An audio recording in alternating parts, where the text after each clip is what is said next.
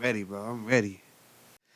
Hey everybody, how you doing? Welcome to the podcast. My name is Abi Leon and I am your host. I am so excited about today.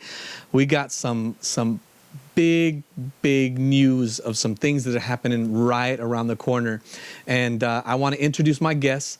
First up, this man, I've known him for about 12 years and he's just always a kind heart, always a great fella. Calvin Martyr, he is the founder of this movement called the Blackout Day 2020. Yes, sir. And so, Calvin, thank you for being here. I'm excited about talking some of these subjects. I mean, this is a really neat experience for me because we'll talk a little bit about some of the intricacies of how I got involved in the group. But I also want to introduce one of my longtime friends. We've known each other indirectly for almost 20 years. Yeah, 20 years back in our UPC days. Yeah, and Joel, do you go by Sala or the whole name Salabarria? Salabarria. All right. Salabarria. Yeah, so Joel and Calvin, welcome to the podcast. Thank you guys so much for making it. I feel like we got to clap it up, bro. All right. I feel like a clap up moment. Let's go. I'm telling you, this movement was so inspiring to me because when you get invited to a lot of groups, a lot of different things that people are just sharing on Facebook and everything like that, and you hope the best for them and everything like that. But this is a different type of fire. Right. Completely different type of fire. And let's just start out real quick. And Calvin, just introduce the movement to the audience. Man, Blackout Day 2020. Man, bro, it started off as a vision, and I just was obedient. I created the group. I made the little first video. I'm like, excuse me, I'm just riding my. I mean, when I made it, I think it was like 2 or 3 in the morning. I can't remember. It's all really a blur, but it was like I didn't go to sleep that night, and then.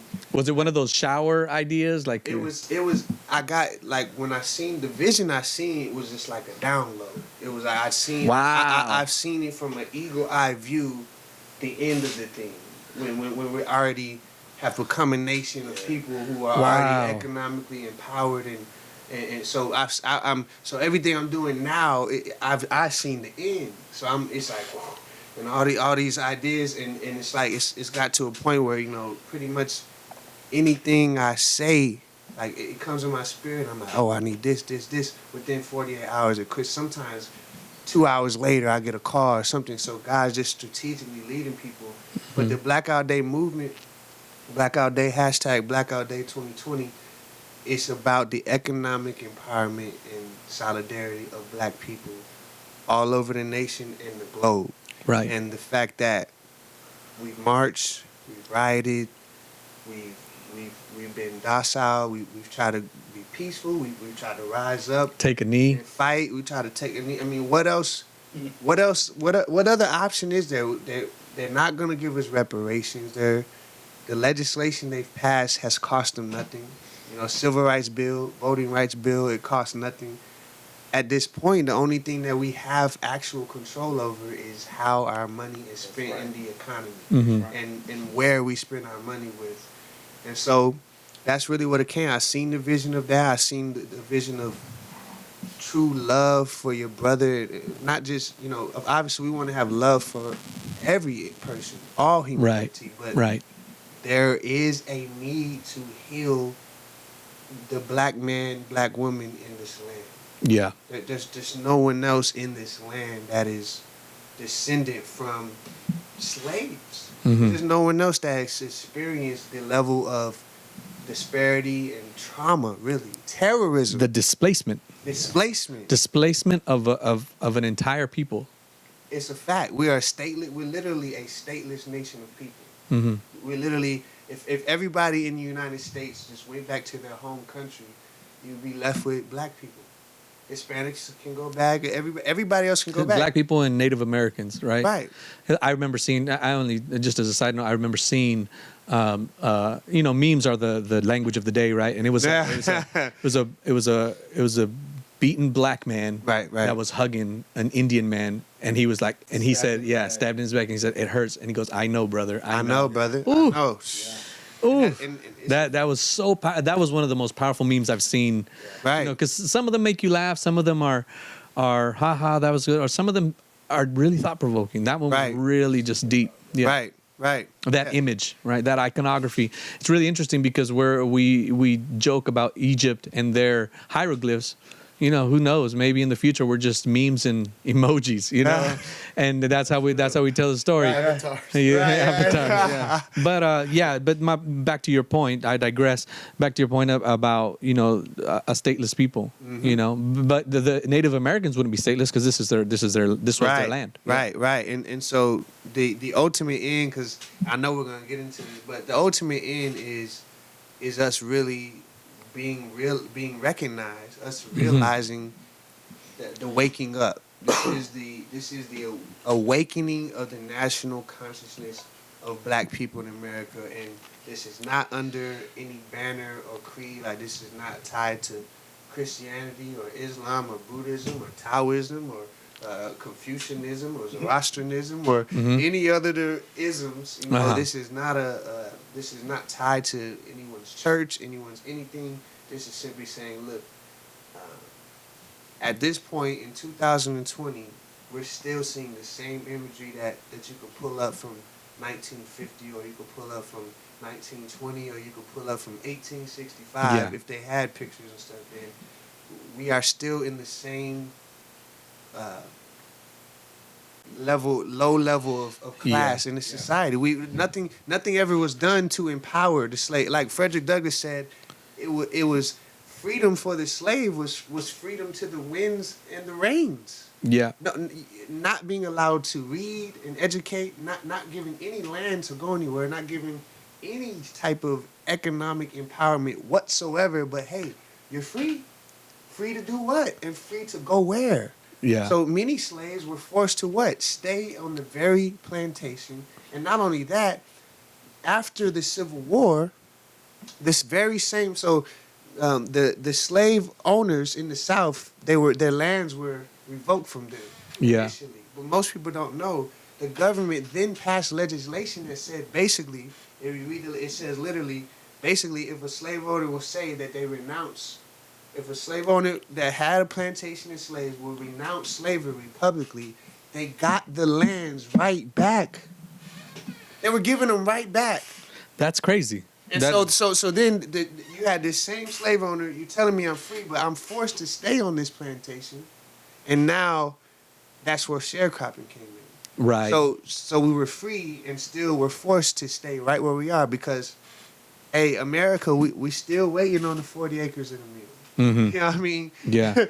At the very least, we'll settle for, what's the average market price of an acre, times that by 40, and then we'll just say, what's the cost of one of those big John Deere joints? You know what I mean? Yeah. And calculate that up, and then multiply that by every black household, and maybe we'll start there. The crazy thing about that is that there's land enough to give. Facts. Yes. There's land enough to give. I mean,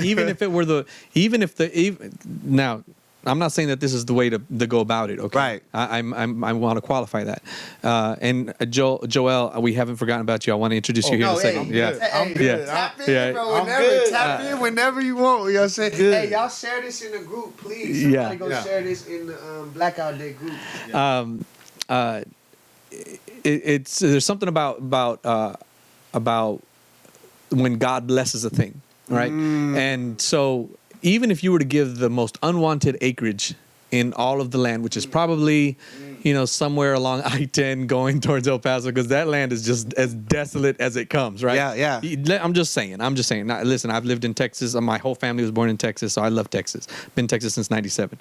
But even if you were to give, God would bless that land because people that love God are on that land. Exactly. It wouldn't matter what land. Don't matter. There's enough to give. I mean, they give, and I don't even want to go into the politics about how much they give to corporations and stuff like that, but there is enough to give. I helped and volunteered on Andrew Yang's presidential campaign last year, and one of his policies, or one of his points was, we have to get rid of this scarcity mindset. In Churchanese, we would say, stop with this poverty mentality, right? And so in America, we have this scarcity mentality, and it's a lie. We're still operating $13 to $20 trillion a year. Money is still exchanging hands, even during this pandemic. Billionaires still made $434 billion during the pandemic. How? Because money is still transmitting hands. It's still going from hands to hands. Alcohol sales went up like 200%. Yeah. I mean, there's the money. I mean, the money's there. I come from the land is there. I come from working in the auto sales. I seen it for myself. Like, we broke records we broke records in March and April for sales. Like, in the midst of all this, people still buying, people still spending. So like you said, it's just it's a narrative, I think. It really is, and it really isn't. I can't see how hard it would be, other than the fact that people that don't want it to happen are actually, just don't want it to happen. Just don't want it to happen for whatever reason. Right. And on that, talking about all these different, you briefly said about 5 minutes ago that it's not about a denomination, it's not about a certain religion. Right. But one thing that I noticed in one of the, I'm part of the group, and you have units. Right, we units in units. There. We got the units. Go watch the units. Listen, it's not listen. hard. Hey, we gotta adjust it real quick. Hey, look. Okay, go ahead. He touched on it. Listen, if you join the Blackout Day # Blackout Day 2020 on Facebook, just start at the units. I made some videos really clearly explaining what the mission is, where we're headed, what the goals. So a lot of the questions, I mean, it's kind of hard, right? We went from 70,000 people to 130, and then it jumped up to 250, and then now we at 500,000. 500,000. And 513, I believe. 500. Look, we have as of right now. As of right now, literally, this is what, the 29th. So it's exactly 21 days since this group was created. 500,000 people in there in a private group on Facebook.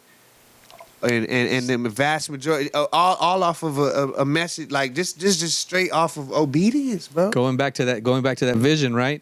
And so I looked at it, and I remember Joel added me to the group early on. I don't think we were even 1,000 members. We were maybe 600. I actually remember accepting your friend request. Yeah. That was way after, because you shared my Greenwood district picture. Yes, and sir. then that was after, so that was like 2 weeks. So that was still afterwards. But Joel invited me to the group, and I was like 600, and like I was saying, you're like, oh, okay, all right, great. I can get behind this, Right. And then I saw it grow to 1,000. I'm like, wow, that was fast. It got to 1,000, in a week. Wow, we got to 1,000 in a week. That's pretty. That's what's up. And then I'd see the posts in my groups and stuff, and then it was like 6,000. Then it was 15, and I was like, wait a second, something's happening here. And I felt it in my spirit. And about when it was about 6,000, I contacted Joel, and I said, hey, Joel, what if you guys just come on the podcast and we do a podcast? As I believe that the differentiator between my podcast and a lot is the production value. I try to put in a lot of production value. You've seen now what this is all man. about. Hey, we're going to be back. All right. Yeah.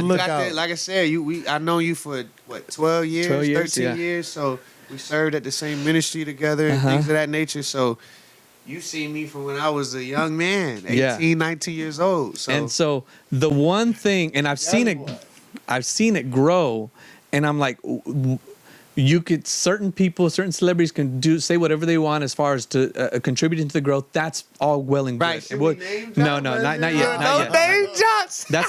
That's later in the show notes. Right. Okay.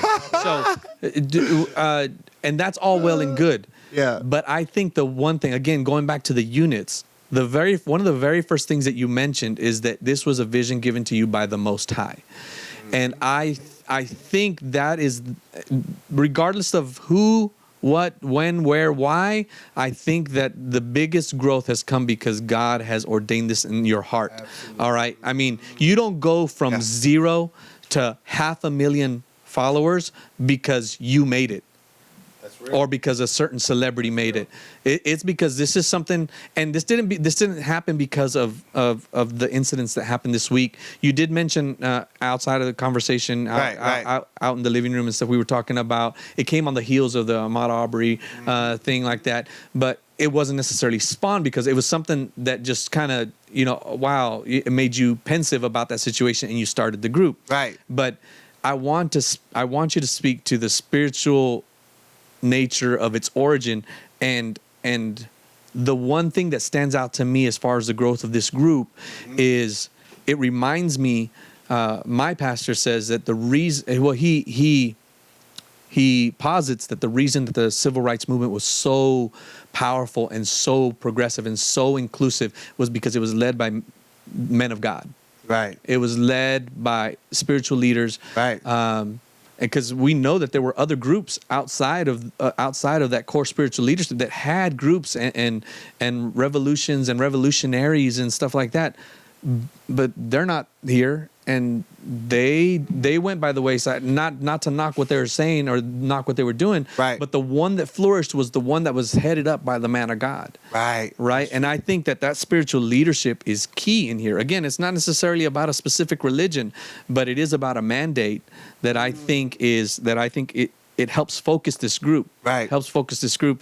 And right. Could you speak to the leadership that you feel that is over this group and to the solidarity that isn't required for it to continue to grow? So definitely, like you said, it's a spiritual leadership. Every single video, I intentionally let people know the Most High is doing this. Mm-hmm. Like literally, you can remove me from it right now. It can't stop. It's spreading. However, he's using my energy and the things he's deposited in me, and like literally, I'll tell you, the last 3 years, it's been nothing but a heavy burden to study, and it started from studying what it is I do believe and understanding. Then it went to learning about who am I, like I've never in my whole life was ever taught about who I am. Not no history. No, I mean I'm talking about I searched out my ancestry. I did the DNA, traced that. I found out that my great grandma on my maternal grandmother's side, three generations back, that I had a Native American named Comfort who lived to 114 years old. I have a grandma that lived. I have 2 different grandmothers. One that lived in 101. One that lived in 99. My grandfather, who's still alive right now, he'll be 93 years old. He was a Montford Point Marine, one of the first Black Marines to serve, Congressional Gold Medal recipient. Like, this is what's in my bloodline. Sure. Fought in the Vietnam War, World War II, all of that good stuff. So, as I begin to start learning these things, knowing who I am, and then spiritual identity, leading up to what we, like you said, there was just been this angst, this pressing of knowing that there's something more for my people. And when we go into really the spiritual vision and understanding of what this is, Genesis chapter 15, okay, right, verse 13 and 14. This covenant of the pieces of Abraham. And he passes through, the Most High himself passes through the pieces. He puts Abram in a deep state. He's not even Abraham yet. He's Abram. And then he says, of a surety, your seed shall be strangers in the land that is not their own for 400 years. They shall serve them and afflict them. And also that nation which they serve, I will judge. And afterwards they shall come out with great substance. And so just approaching that scripture, right, as a babe in Christ. Like, I don't know what this means. Hey, pastor, bishop, apostle, prophet, whoever, can you help me understand this? Because we believe the Bible because it is a historical collection of documents. That it has historicity, meaning when the Hebrews were in Egypt, they weren't it was not like just random fairy tale isolated story. No, the city of Memphis was in existence. Thebes was in existence. Alexandria, these cities were all in existence. It's right smack dab in the secular history. So Paul says from Joseph to Moses, when 230 years. So that wasn't when the 400 years was. Babylonian captivity was 70 years. That wasn't it. Assyrian captivity, that wasn't it. What people group in just history, period, have been displaced from in a land that's not their own for 400 years, been enslaved I've never and looked afflicted. At it that way. This is a matter of eschatology. Yeah. And this is a prophecy from the Most High directly. Wow. Heavy. Ooh. This is where we at. Eschatology. This and I was like, oh, it snapped. Yeah. Like, whoa, this is a matter. second. This is prophetic, you know. Yeah, and then when you cross reference this with the book of Joel, that deals with the battle of Armageddon. What is the battle of Armageddon about? They framed it in Left Behind like a whole. They got the whole different narrative. But when you read it for yourself, it says, oh snap. I'm going to meet in the valley of Jehoshaphat with the armies of the nations. And what is the Most High going to do? Plead with them on behalf of his people who have been scattered to all the nations. Yeah. You read book of Joel, Jeremiah, Isaiah, Ezekiel, the valley of the dry bone. I mean, Obadiah, all these passages talking about being gathered back and that after they're gathered back in, there'll be no more. So you're saying, okay, wait, hold on, man. Do we believe the prophecies or we don't? Because now the so-called Jews are back in the land, but we still at war, more than ever. And I found out that the great lie, see, this was going to get me in trouble. The great lie. That's all right. We can post edit this. Yeah, it's too late. It's too late on there, right? Listen, the great lie of all lies is the identity of the people of the book, because those who say they are Jews, like it's some interesting you mentioned Revelations earlier. There's some interesting passages in the book of Revelation that talks about those who say they are Jews and are not, but they're the synagogue of Satan. It says it twice. It says in Revelation 2:9, then again Revelation 3:9, and this is the Messiah talking. Like, yeah, sure. I know the deception of them who say they are Jews and are not. And then he goes on to say that he will cause them to know that I have loved thee. Yeah. Bro, it gets deep. So that is where we're at. That 400 years, and then that nation they served, I will judge. Mm-hmm. And then afterwards, they're coming out with great substance. Jamestown, Virginia, 1619 is when the first slaves hit this land. Mm-hmm. Late August of 1619. Late August of 2019, early September is when COVID-19.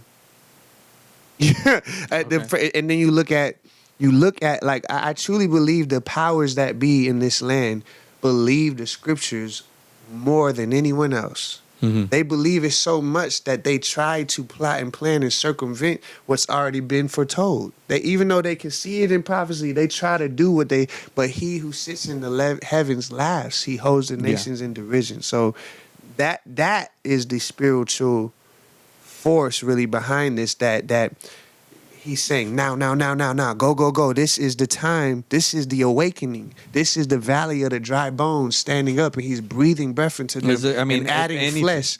Because when you think about a dry time in economics, in the social fabric of society, in civilization, this is the driest it's been in 100 years. Yes, sir. 100 years.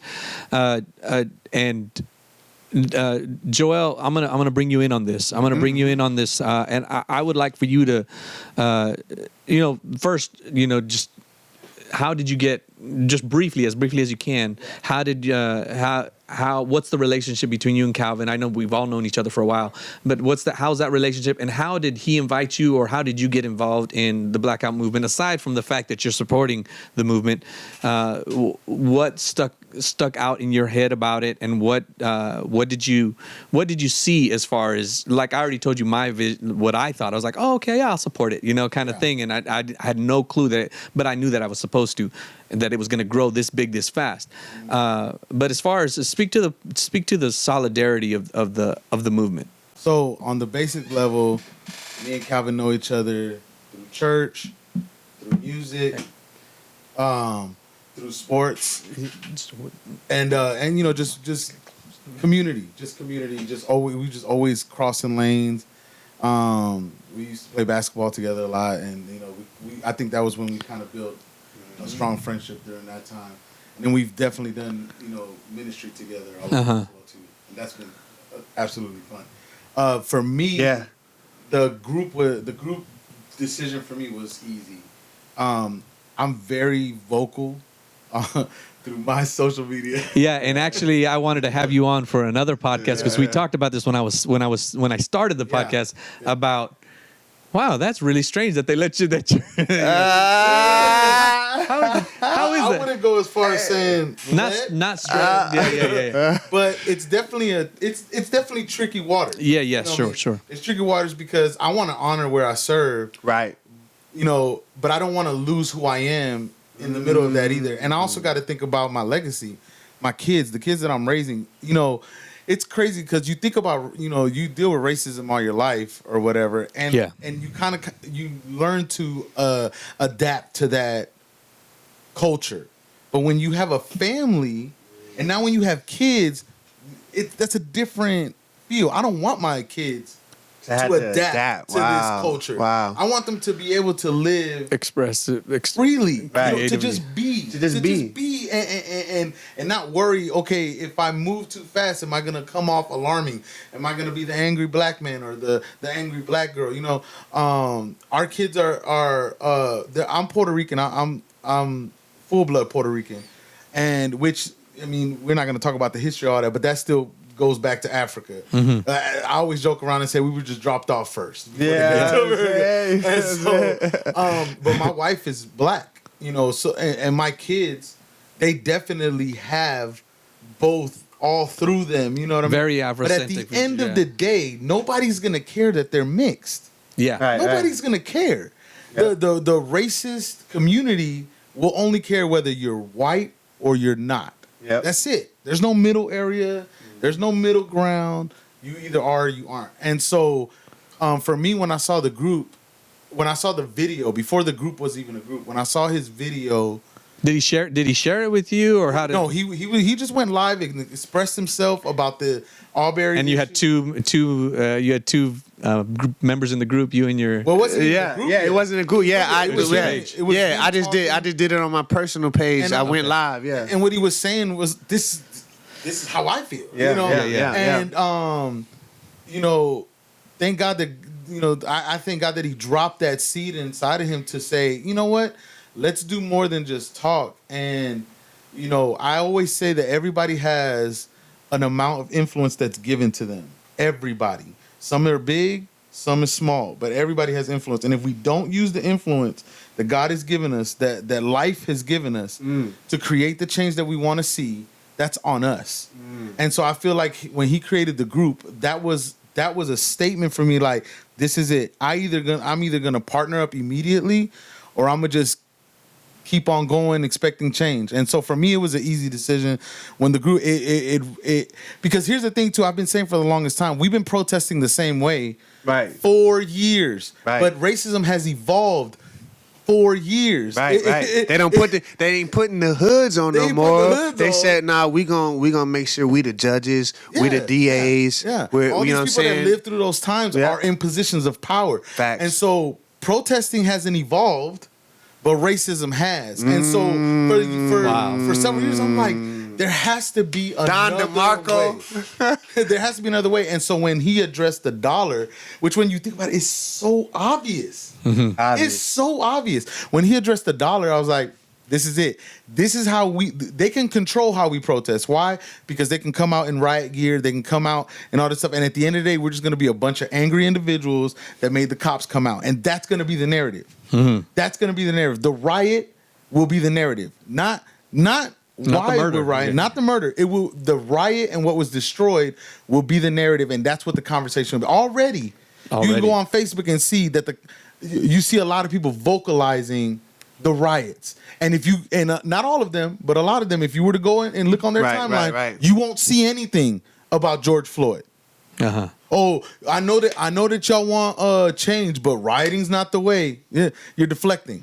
Deflecting, right? We know that Martin Luther King said, "Riot is the language of the unheard." Right. That's a powerful statement. Yeah. He also made another really, quote. really quick. It's important to know because I did have a very in-depth conversation. And I'm not trying to take away, but that in context, Martin Luther King was adamantly against rioting. Right. But he did want to help people understand that this is why rioting happens because nobody's listening. He didn't downplay it. Yeah. He wasn't for it. Right. But he wasn't like ignorant to the reality of it. Yes, I don't want people to riot. I don't because that hurts the cause. But I understand why they're rioting. They're fed up. This is it's a boiling pot. You don't want to hear me. Right. I'm tired of you trying to kill me. So I'm gonna come at you crazy. Right. And then to even let's dig a little bit deeper on that riot. A lot of it was provoked. Right. You know what I'm saying? Because even the chief had to come out and say, the people, for the most part, the majority of the people were peacefully protesting. There were several few that went against the peaceful protest part, but they still dealt with the mass of people like all of them were out there being violent, and that's not what it is. So for me, it was just, this is a way we protest that cannot be controlled. Facts. This is a narrative that cannot be controlled by anybody else. You cannot determine or dictate where I spend my dollar. That's it. Yeah. And so for me, that rung bells everywhere. That was just like, this is it. Forget the picket sign. And I'm not downplaying anybody that's doing that. That's not what I'm doing. I'm just saying that for me isn't enough. Right? I can go out there and yell and scream with it, but what's gonna happen tomorrow? Right. What's gonna happen tomorrow? But this right here, I can see, I can visual. It's almost like I can touch the actual change that this can cause. And for me, it was an easy decision. Yeah. For me, it was an easy decision. It's not a black against white thing. And the fact that we have to keep saying that we have to keep referencing that is part of the problem, because nobody is coming after the Chinese in their community and Chinatown and Little Italy and all that. But as soon as black people start trying to create something that's positive, like no, stay in your place. Right. Stay in your lane, because that's dangerous. You're right, it's dangerous. You're right. Because we're not going to be slaves to that stuff no more. Yeah. No more. Yeah. And this is not a hatred thing, because that doesn't fix anything. Yeah. Hatred doesn't fix anything. This is recognizing who we are as a people and what we could do with what's been given to us. Yeah. That's it. That's it, bro. And so, hey, man, that's my brother, man. Like I said, we done had so many of these conversations over the past 12, 13 years, but yeah. And so to round out those two statements, I really love the eschatology that you just laid out, because I never actually thought about it that way, but that makes so much sense, and it's going to cause me to go dig a little bit deeper. And that's really what long form conversation is about. Right. It's about causing people to just take pause of their own opinions and just dig a little bit deeper. And so I appreciate that. So I appreciate the fact that you're coming at this from a spiritual leadership standpoint, right? And that you're taking direction from God, and people need to understand this. And I think the solidarity point, that again, going back to the units, and talking about solidarity is I saw a lot of posts that talked about, well, what about this and what about that, and what are we going to do about this, and that's well and good. Those are all valid points. But you and I have both been in the military. When you go in, you know how to walk, but they teach you again how to walk. Right. They teach you how to walk together in unison. That's good. And so it's not left, right, or left, right. It's they teach you left, right. They teach you all over from the very basics so that you can walk in unison, right? And so that solidarity is super important. And so when you say, Calvin, the essentially the leader and the unequivocal founder of this movement, okay? Yes. I think it's important to make a statement as far, again, for those that maybe haven't gone through the units, I want to encourage you to do so, but to state to the fact that, look, it's not necessarily about baby steps. It's just about taking the right steps. Right. So let's expound why, why it's not 3 days, it's not 4 days yet. Right. It's not a month yet. Right. It's not taking over the banks yet. Right. It's just July 7th, 2020. Right. So it's just, and with any movement, and you have momentum and you're galvanizing effort, for one, momentum is everything. right? Anticipation is everything. Like, Go but ahead. there's a reason why, you know, movies, when the movie trailer for a movie comes out like a year or a year and a half before the movie is even, and then they drop 2 or 3 or 4 movie trailers, just building up anticipation, and to the point where by the time the movie is and the date, ready. they're like, I mean, think about the campaign for the Black Panther the movie. The trailers, you were like, they just released the logo first, bruh, and you like, ooh, what's that? and like, then they released the stars, stars, and Come then they on. released the whole cast lineup. I was like, wait, Michael B. Jordan is in it. You know, it's like, you know what I'm saying. I was So like, whoa. It's so amazing. I would say I would start off like this and say, I wish, my brother, I could right now write a book that say how to grow a private Facebook group to 500,000 in 3 weeks. You know what I'm saying? I feel like that's gonna that's gonna be a New York Times bestseller. If I had the formula to tell you, I couldn't tell you. Yeah. I couldn't tell you. I could tell the only thing that if I wrote that book, it would be a 1-page book. It would have the title, How to Grow Boom Boom Boom. And when you would flip that open, and on that page, it would say obedience. And that would be it, because that's all I did. I felt obedience, the unction of the Spirit. He said, make this group, make this group and do this video. And if you commit your life to this kingdom work, you won't have to worry about anything else the rest of your life. And so when we talk about moving forward, you know, what dropped in my spirit was this is going to take 60 days. So at that time, it was May 7th, like late night, May 7th. I was like, I bet 60 days. Then I'm like, oh, snap. That's happened to be my birthday. You know what I'm saying? I'm like, okay, cool, you know? And in my spirit, I feel like this is going to be commemorated as National Blackout Day. So when people are like, what about July 4th? What about the whole first week of, like, you know, or what about Juneteenth, or what? It's like, right, right. I don't even really. I've resolved to not even respond anymore, because at this point, Are you sure? it's just like, this is the day that's been stated. Just fall in line with the orders, like in military. Yeah. When we go down range, you know, you get off the plane in Iraq, well the bus, you know. But when you get off that bus and you look around and you see dirt for as far as your eye can see, and you get that debriefing and they tell you your rules of engagement, right?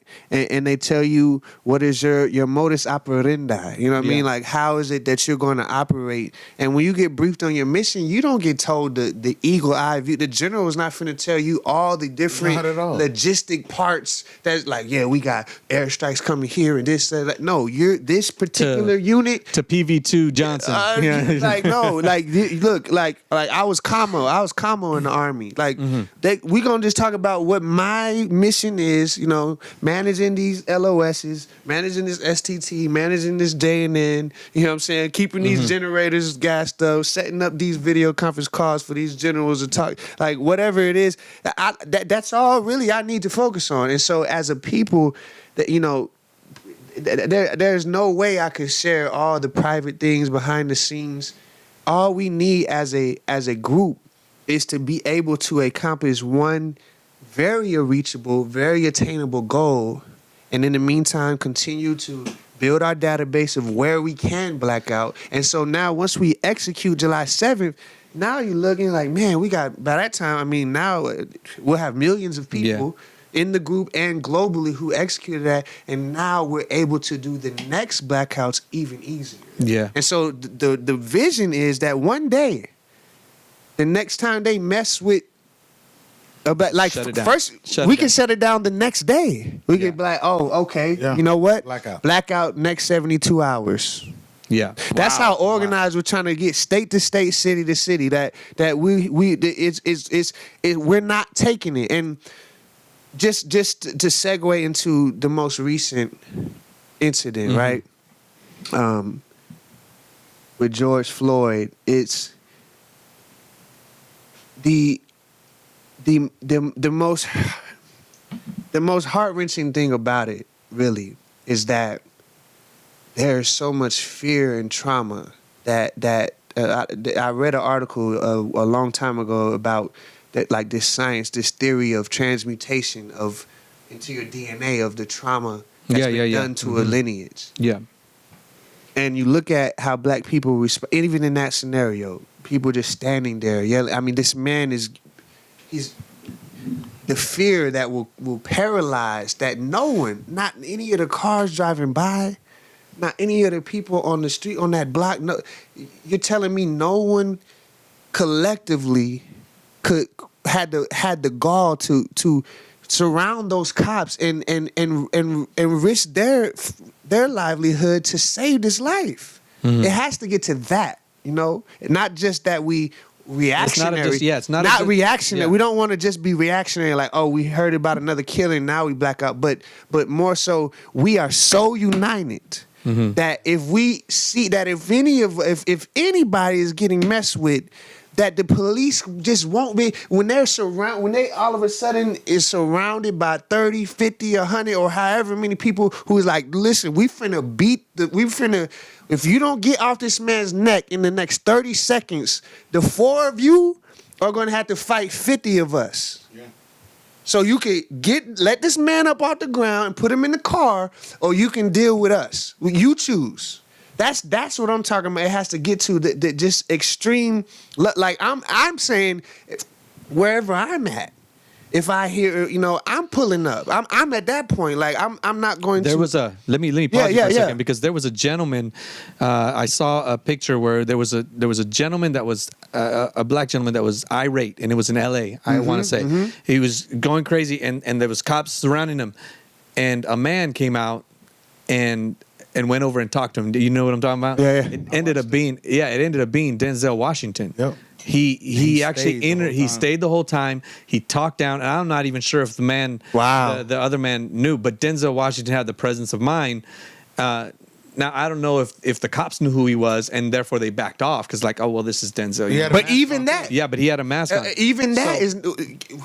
That power, that power that he carries, that charisma that he carries. Again, it's not a violent threat. Let me just be clear. It's not a violent threat. Right. It's a confident presence that says, hey, look, you can't do this to our people.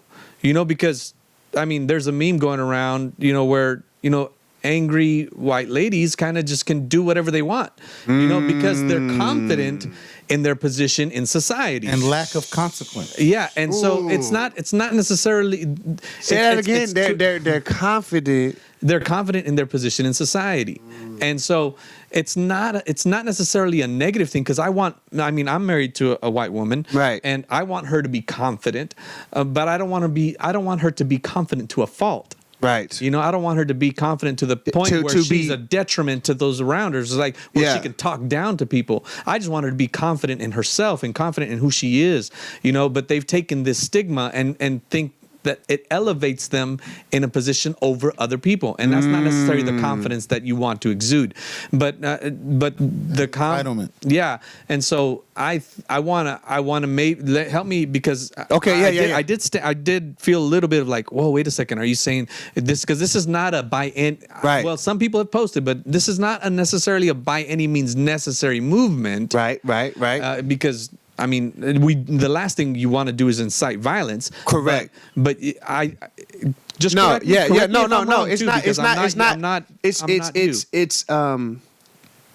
It's saying I am we, right? Okay. So when you hurt one of us, you're hurting all of us. Right. This goes back to when you go back to the land of Libya, and I say Libya because that's the most ancient name for what is now called Africa, or you could say Ethiopia or the motherland. But Africa is what it was branded by colonizers. So that's what modern day is known. But when you go back to the motherland and what our ancestors had it was a common code, a common creed, and I sum it up. I have a nonprofit called God Body International, and one of our mottos is I am we. It's if you're doing it to one, you're doing it to all. And so when you adopt that mindset in your everyday, then you're living out what is the golden rule. Love God with all your heart, mind, body, and soul, and love your neighbor as you love yourself. I love myself first because I know who I am, and that then is the only way it could be translated for me to love Your you. cup has to run over for because I'm recognizing that you are an image bearer of Elohim the same way I am. So number one, I'm gonna fulfill all the 10 commandments automatically if I'm dealing with you like you're an image bearer. That your life force and essence matters. So all the now law is summed up in those two. it's summed up in those two. It said, love God with all your heart, mind, body, and soul. Love your neighbor. It's real beautiful. It's like, love God with all your heart, mind, body, and soul. Love your neighbor as you love yourself. On these two rest the law and the prophets. Yeah. Those are the two legs of actually. So when you talk about righteousness, it's right usness.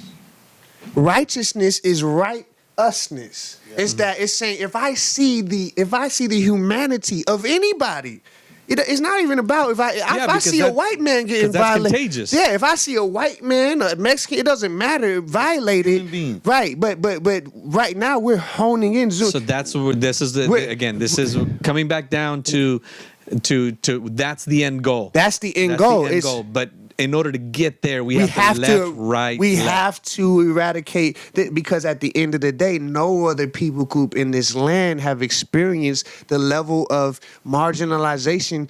No, I'll say it like this: no other people group have been directly and intentionally affected by the systemic racism that exists, that is the bedrock, that is the identity of this nation. It was built on racist, systemic oppression against a specific people. I heard you say. Period. I heard you say in another interview that the systems and laws of this country have been set up to benefit a certain demographic of society. I mean, we could say white people, or some people would, in conspiracy circles would say Jews or Italians or whatever, Europeans in general. And generally speaking, that is the case because for the first 150 years or whatever, that was the case. Right. It took till 19. Yeah. The 13th Amendment, it made sense, but it didn't really take effect until the 1960s. Right.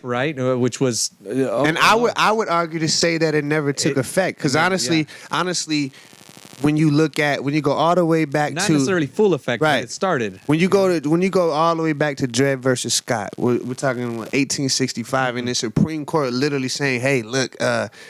you aren't going to win this because according to the Constitution and the laws of this land, you're 3/5 of a person. So you really do not have a case because you're considered property. And then you fast forward to the 13th Amendment and it says, hey, there shall no longer be any more enslavement of people except for punishment for a crime or during time of war. So they play a game. It's just it's a game. Just like when you talk about the definition of the United States, there's 4 different definitions. You have the United States in the political sense, like their power abroad, the influence of the name United States. You have the United States, the 50 states that make up the United States of America. The 50 entities. Then you have the United States, the actual physical 10 square mile of the District of Columbia. That is the actual physical location of the United States. And then you have the United States of the corporation. Yeah. So at any given time, if I'm talking about United States, I could be talking, they could be talking, when I'm talking about when they write documents and write legislation, they could be talking in any one of those 4 contexts. In the same way, they make loopholes. The 13th Amendment literally gave a legal way to enslave people because as soon as that was passed, now you have black people in mass being rounded up for jaywalking or for Here was one of the laws. One of the things that he put into place when they made the 13th Amendment is that if you were a free slave and didn't have a job, you go to jail. Yeah. Think about that in that time. Who's giving them people jobs? You wanted to be free, right? Go figure it out. Yeah. And so then now I'm gonna make laws to activate the 13th Amendment to basically do what we've been doing, but it's gonna now be a little worse now because you agreed to the 13th Now there will be no law to help you be free. Fast forward 100 years when they privatized prisons. Yeah. Come on now. Yeah. Come on. You have black people making up 40 to 60% of the population in prison, like that. but they make up what 16 or they say 13. I don't know. I wonder about those numbers. You know, when you look, well, we have a new census, so it's going to change. Well, but before the census, before the census, there's this many white people, this many black people, but in prison, and people when of color make up significantly and when more. you look at the crime, who's committing the crimes, it doesn't reflect who's in prison. Right. The stats for who's committing the crimes doesn't reflect who's in prison. There's people chilling at home on probation or whatever the case for committing way worse crimes than what black people are in jail for minimal stuff. You know, you got even harsher stuff like rape. Like rape in the same city is dealt with differently with a black person than it is a white person. I mean, you see it, and so then you got to go past that, right? You got to go past the actual criminals. Who are these people that were voting in or not voting in the local area, right? These judges that have a history of, they have 10 cases of the same crime, and 100% of the people that were of color went to jail, and 100% of the people that were not of color got probation. That has to alarm that has to be a problem. Right. Well, I'm not talking about black people shouldn't be going to jail. What I'm saying is we got two people committing the same crime. Brock Turner was told by the judge that I don't think you going to jail is a good idea because it's gonna mess your life up. The man was caught raping a girl behind a dumpster. But we got to go behind the scenes. Look at the man's track record. Look who Brock Turner's dad is. Yeah. And in that same city, there was a black man that also raped a girl and was sentenced to jail. Yeah. They don't think twice about that. You see what I'm saying? So it's that's systematic racism is not a thing. Yeah, that's the systemic racism that people talk about and that people don't want to see for whatever reason. Specifically, people, not of color. People that are. You can say white. You can say white. You can say white. I'm not trying to be politically correct. I'm just trying to diversify the conversation. I got you. So it's not. They just don't see it. It's like these are, and I appreciate your passion, Joel, because that's the stuff that people aren't grasping. That's the I mean, you could throw out stats and all these crazy things, and white people will just skew and spin these statistics, and it's just disheartening because it's like, this isn't an anecdotal thing. This happens every day, right? Every day, right? But on the flip side, let me just bring it back because there's one thing especially when I was on the political campaigns and stuff like that, there's sometimes you have to sacrifice the great for the good in order to move forward. That's one of the reasons that unpack that. That's one of the reasons that I have the long form conversations, because in those long form conversations with like this podcast, you can achieve a compromise. You might not necessarily get everything you want in the conversation. I might not agree with everything in the conversation, but we've reached a goal that is allowing us to move forward. Right. And so when you look at for example, the 13th Amendment, sure, it's not necessarily favorable, and they set up some certain nefarious people set up some loopholes in order to still entrap black people and keep them enslaved. But the fact of the matter is that the people that pushed for the 13th Amendment, the abolitionists, were white. Right. And so I want to talk about briefly, if I could just keep moving. Great segue. Hey man. I'm rocking with this right here, man. Lion Tree Media. Hey, if y'all want to talk about some real stuff, man, this is dope. He gonna pull it out. He gonna pull it out. Okay, so I want to talk about something that is near and dear to me, because I was talking to you, Joel, when we were eating dinner earlier, that I'm Mexican, but I'm not brown. But I'm also, not white. Yeah. And sometimes that puts me in a predicament where it's like I am an ally. I showed you the picture where I was a little bit more. I had a little bit more melanin in me, and I looked. I looked my race, I guess you could say, and so.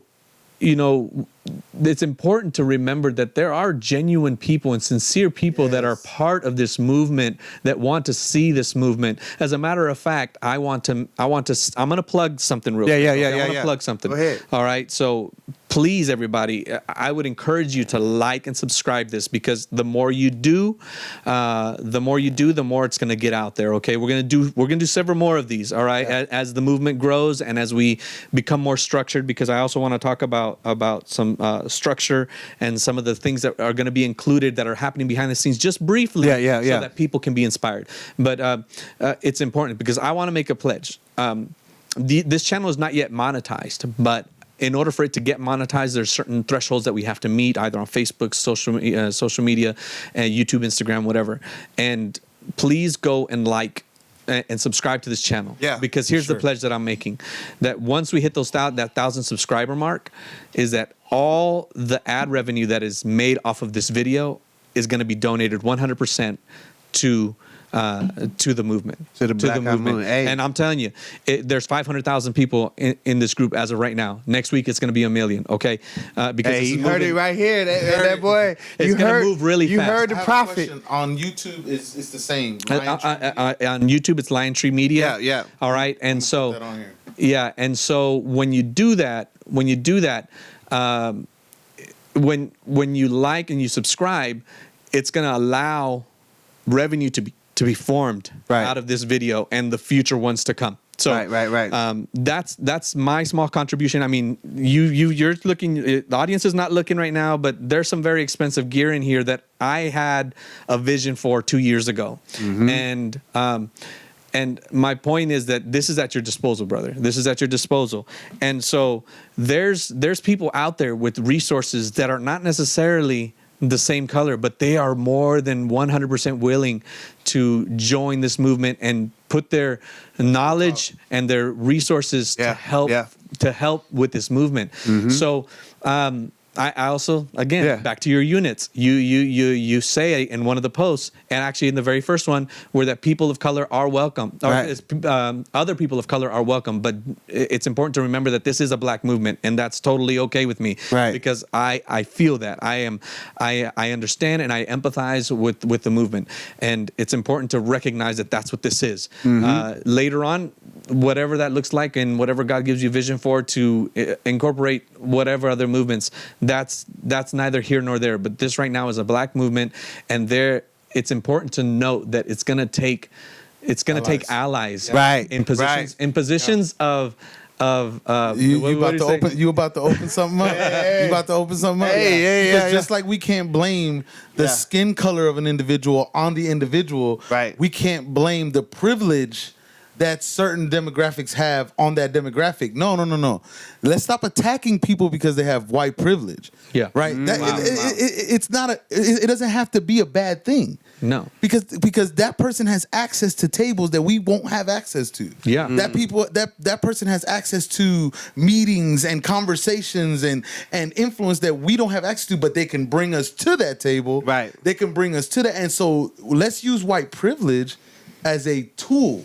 Right? And I have friends in my life right now that are doing that. Yeah. They're like, you know what? I know that I have access to things that you don't have access to, so I'm gonna go ahead and open that door wide open. I'm gonna go ahead and kick that and then let you go in. You don't have to take me with you. Do your thing. Yeah. I'll open the door for you. Do your thing. That's what it's gonna take. Right. And by the way, you have people already subscribing. Oh, fantastic! The thing they're saying right there. Oh, wow! Thank you, guys. Thank you. Praise God. Yeah. And like you said, man. You're touching on the fact that you need allies. So there's a thin line. Like in the group that, I had a conversation. I forget the lady because she was gracious and received what I said. She was kind of asking. Well, she wasn't. I truly don't believe she was meaning to be offensive. Like that's so when I responded to her in the group, there's a lot of ignorant white people, right? And they want to understand. They don't even know how to ask, right? Because of the toxic nature of race relations, right? And so they're afraid that they might have something slip, and they're like, oh, was I supposed to? I don't know if am I. Yeah. So I did a live. As a matter of fact, I did a live. If you go to my just search my Calvin Martyr page on Facebook. I have a live, and it was titled "The Problem with Meeting Hatred with Hatred." Right? It's the law of reciprocity. Whatever I sow is what I'm gonna reap. So I can't meet hate with hate. And I'm not saying be docile and submissive and just accept when somebody has shown their enemy and they are actively trying to do you harm. I guarantee you, if you pull up at my address trying to harm me, my wife, and my children, I'm going to respond accordingly. But so the problem with a lot of people, they're so hurt. There's so much trauma. They're at the point of being fed up that they feel like they have to respond aggressively or hostile to all white people, and that's just, you can't. If you have any example in your life of a white person or someone who doesn't look like you that is not treating you in a harmful way, then you can't just label all people that look like that as a certain way. That's counterproductive. Every move, Harriet Tubman. They nicknamed her Black Moses. Freed thousands of slaves and would have freed thousands more, or they said 1,000 slaves, whatever. It was an astronomical number in that time.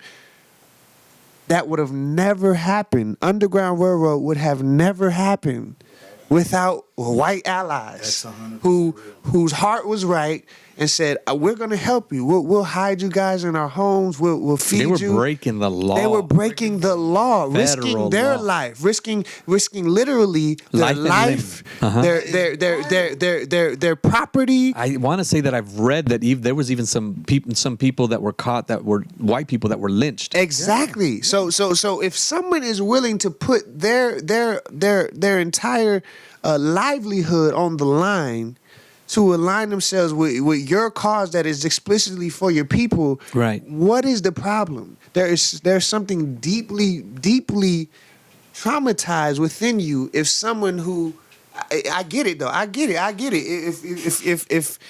If it's like Ali said, because I'm not saying I don't understand the sentiment. Ali said this. He was like, there's white people who come extending a hand, and you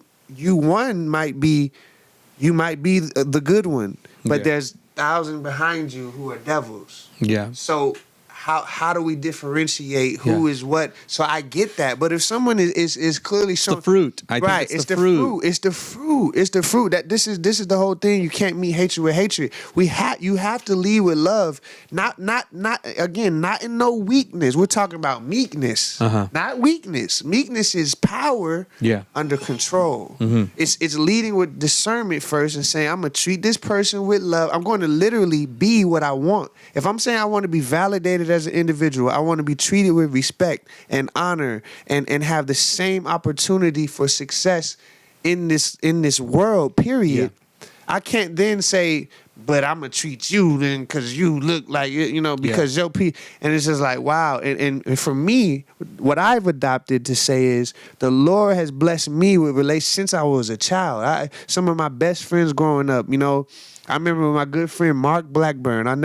Mark, if you ever see this, man, reach out to me. I don't know. I might try to find him. If we go hoop, we play basketball. His mom would make us cookies. Like, he was white guy. Him, his brother, his dad. It was nothing. There was no treatment of me, marginalized. I had several white friends, and even to this day, my DJ. Shout out to DJ Connect.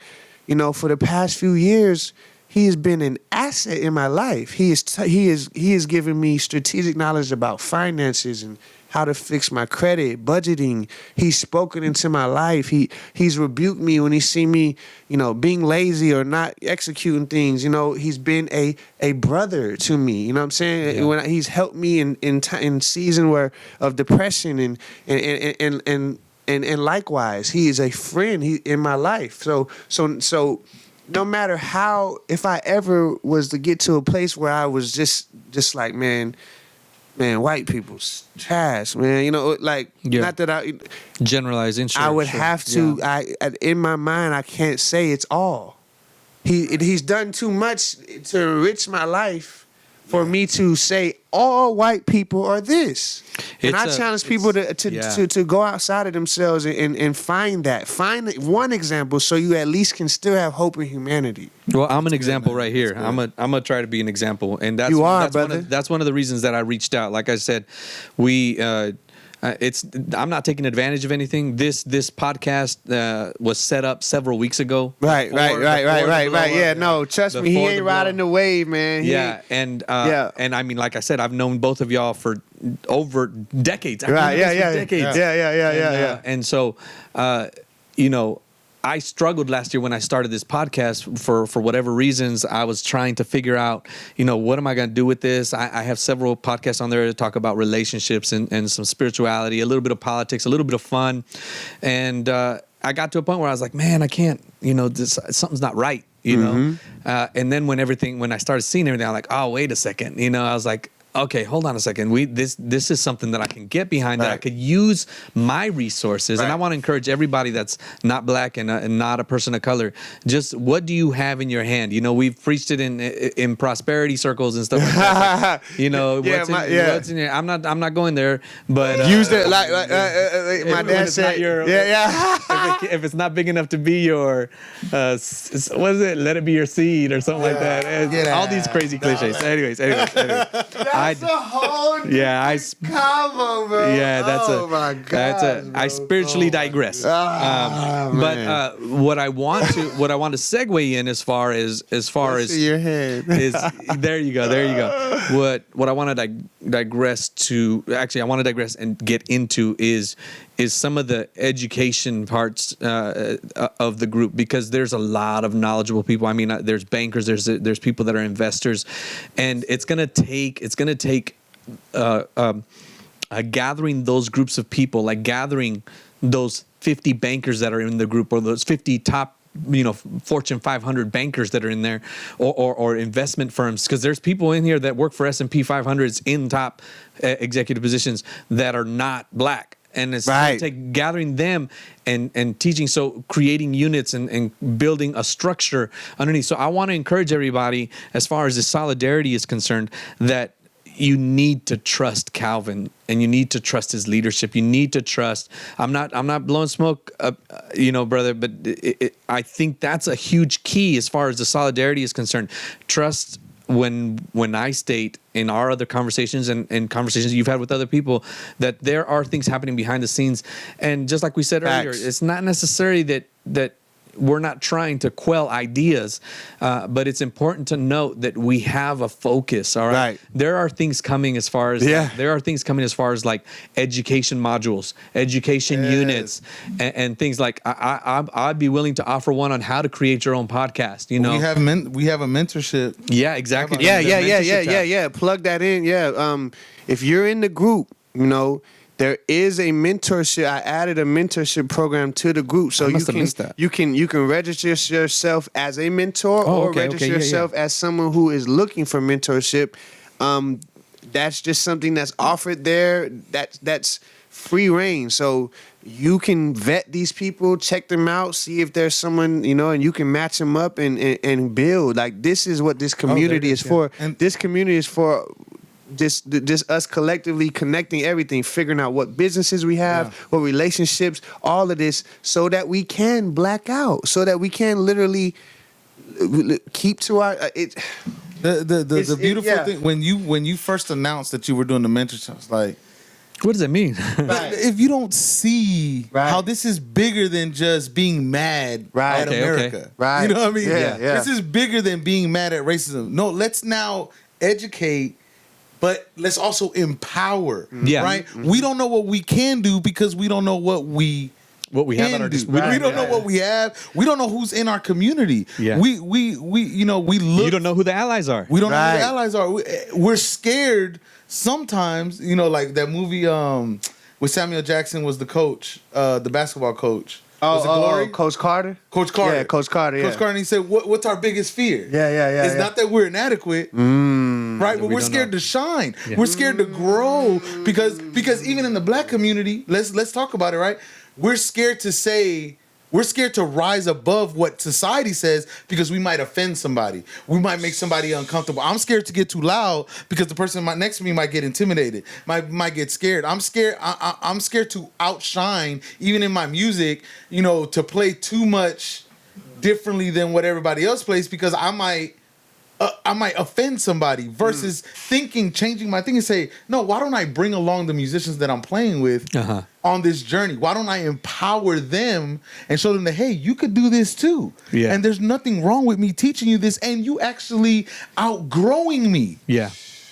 Because that's what we're scared of. We're scared of empowering other people to do what we do better. Bring it out. We're scared of that. Hey, that's an inside joke. Like the Hebrew Israelites, like when they be reading the scriptures, they be like, bring it out. Yeah. But if that's where we actually see real success, real legacy, when we can stand in the background and watch the people that we've empowered lead the way. Yeah.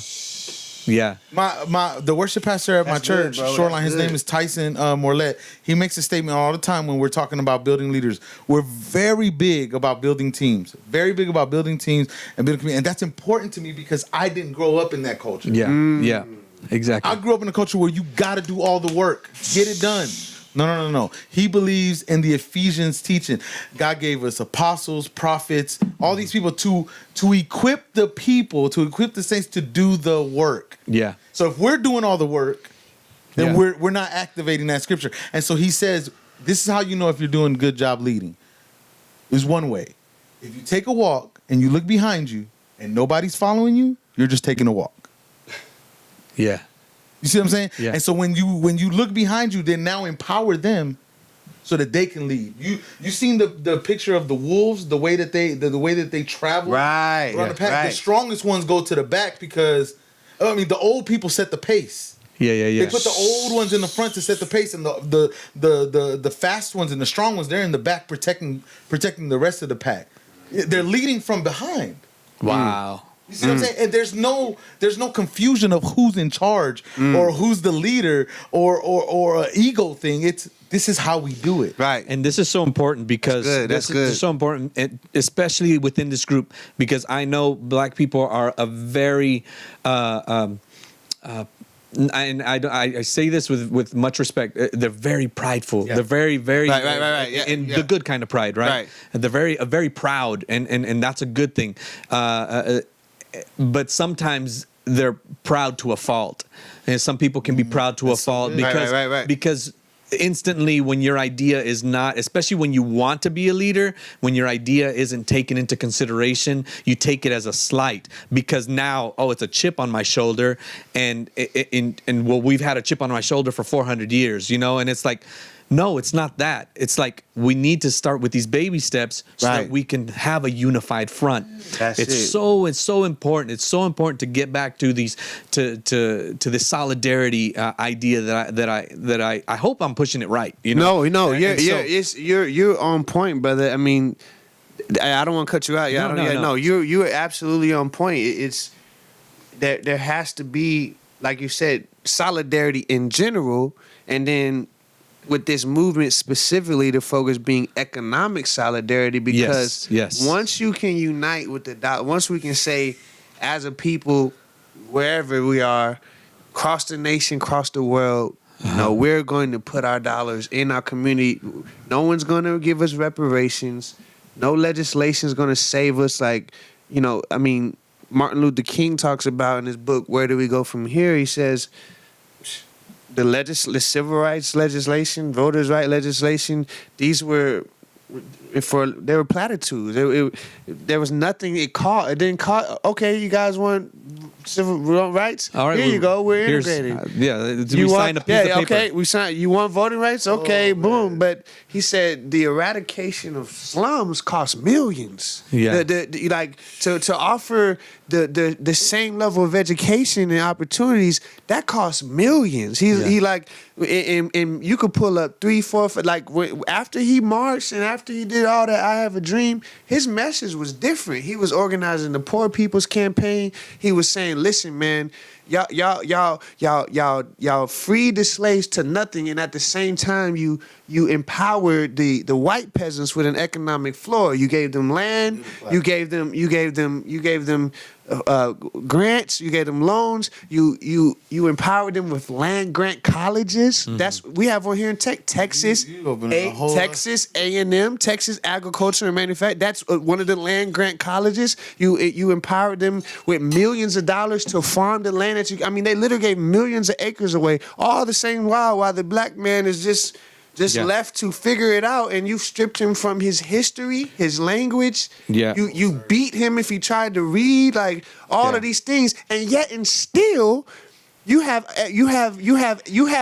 examples like Greenwood District and Black Wall Street that even still in the midst of that, on the heels of the 13th Amendment, on the heels of World War I, it just still was able to come together, and they had oil rigs, they had planes, they had doctors, they had lawyers. Multi-millionaires, and that we're at 100 years ago that happened. These black people did this, and then they get bombed. So on US literally bombed. Like, if you don't know, like I know, man. I was working with somebody who is from Lawton, Oklahoma, and it's a good friend of mine too from work. Sure. You know what I mean? Right. And I asked her one day, Did you know about? But she didn't. She lives in Lawton. No, hardly.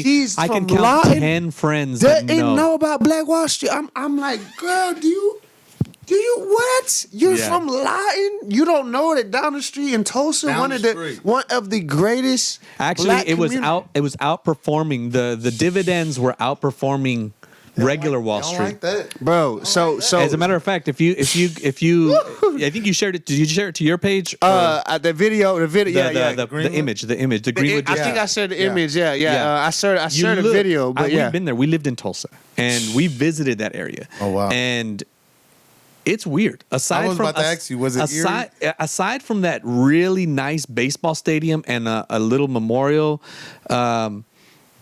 is the center of the universe there, Sharonica? Or is that, it's close by, right? It's close by. There's this really weird phenomenon called the center of the universe or center of the earth or whatever. Mm-hmm. It's a really weird anomaly, and I wouldn't be surprised if there's some sort of connection there between, because you stand in the middle and you talk and nothing, nobody outside of that little bubble can hear you, and it's really weird the way you hear yourself in this like it's dead. It's really strange. But outside of it's really strange. Outside of the diamond, the baseball diamond that was actually just built 13 years ago, and the little business district, everything else is just like desolate. It's like still to this day is parking lots. It's just empty land.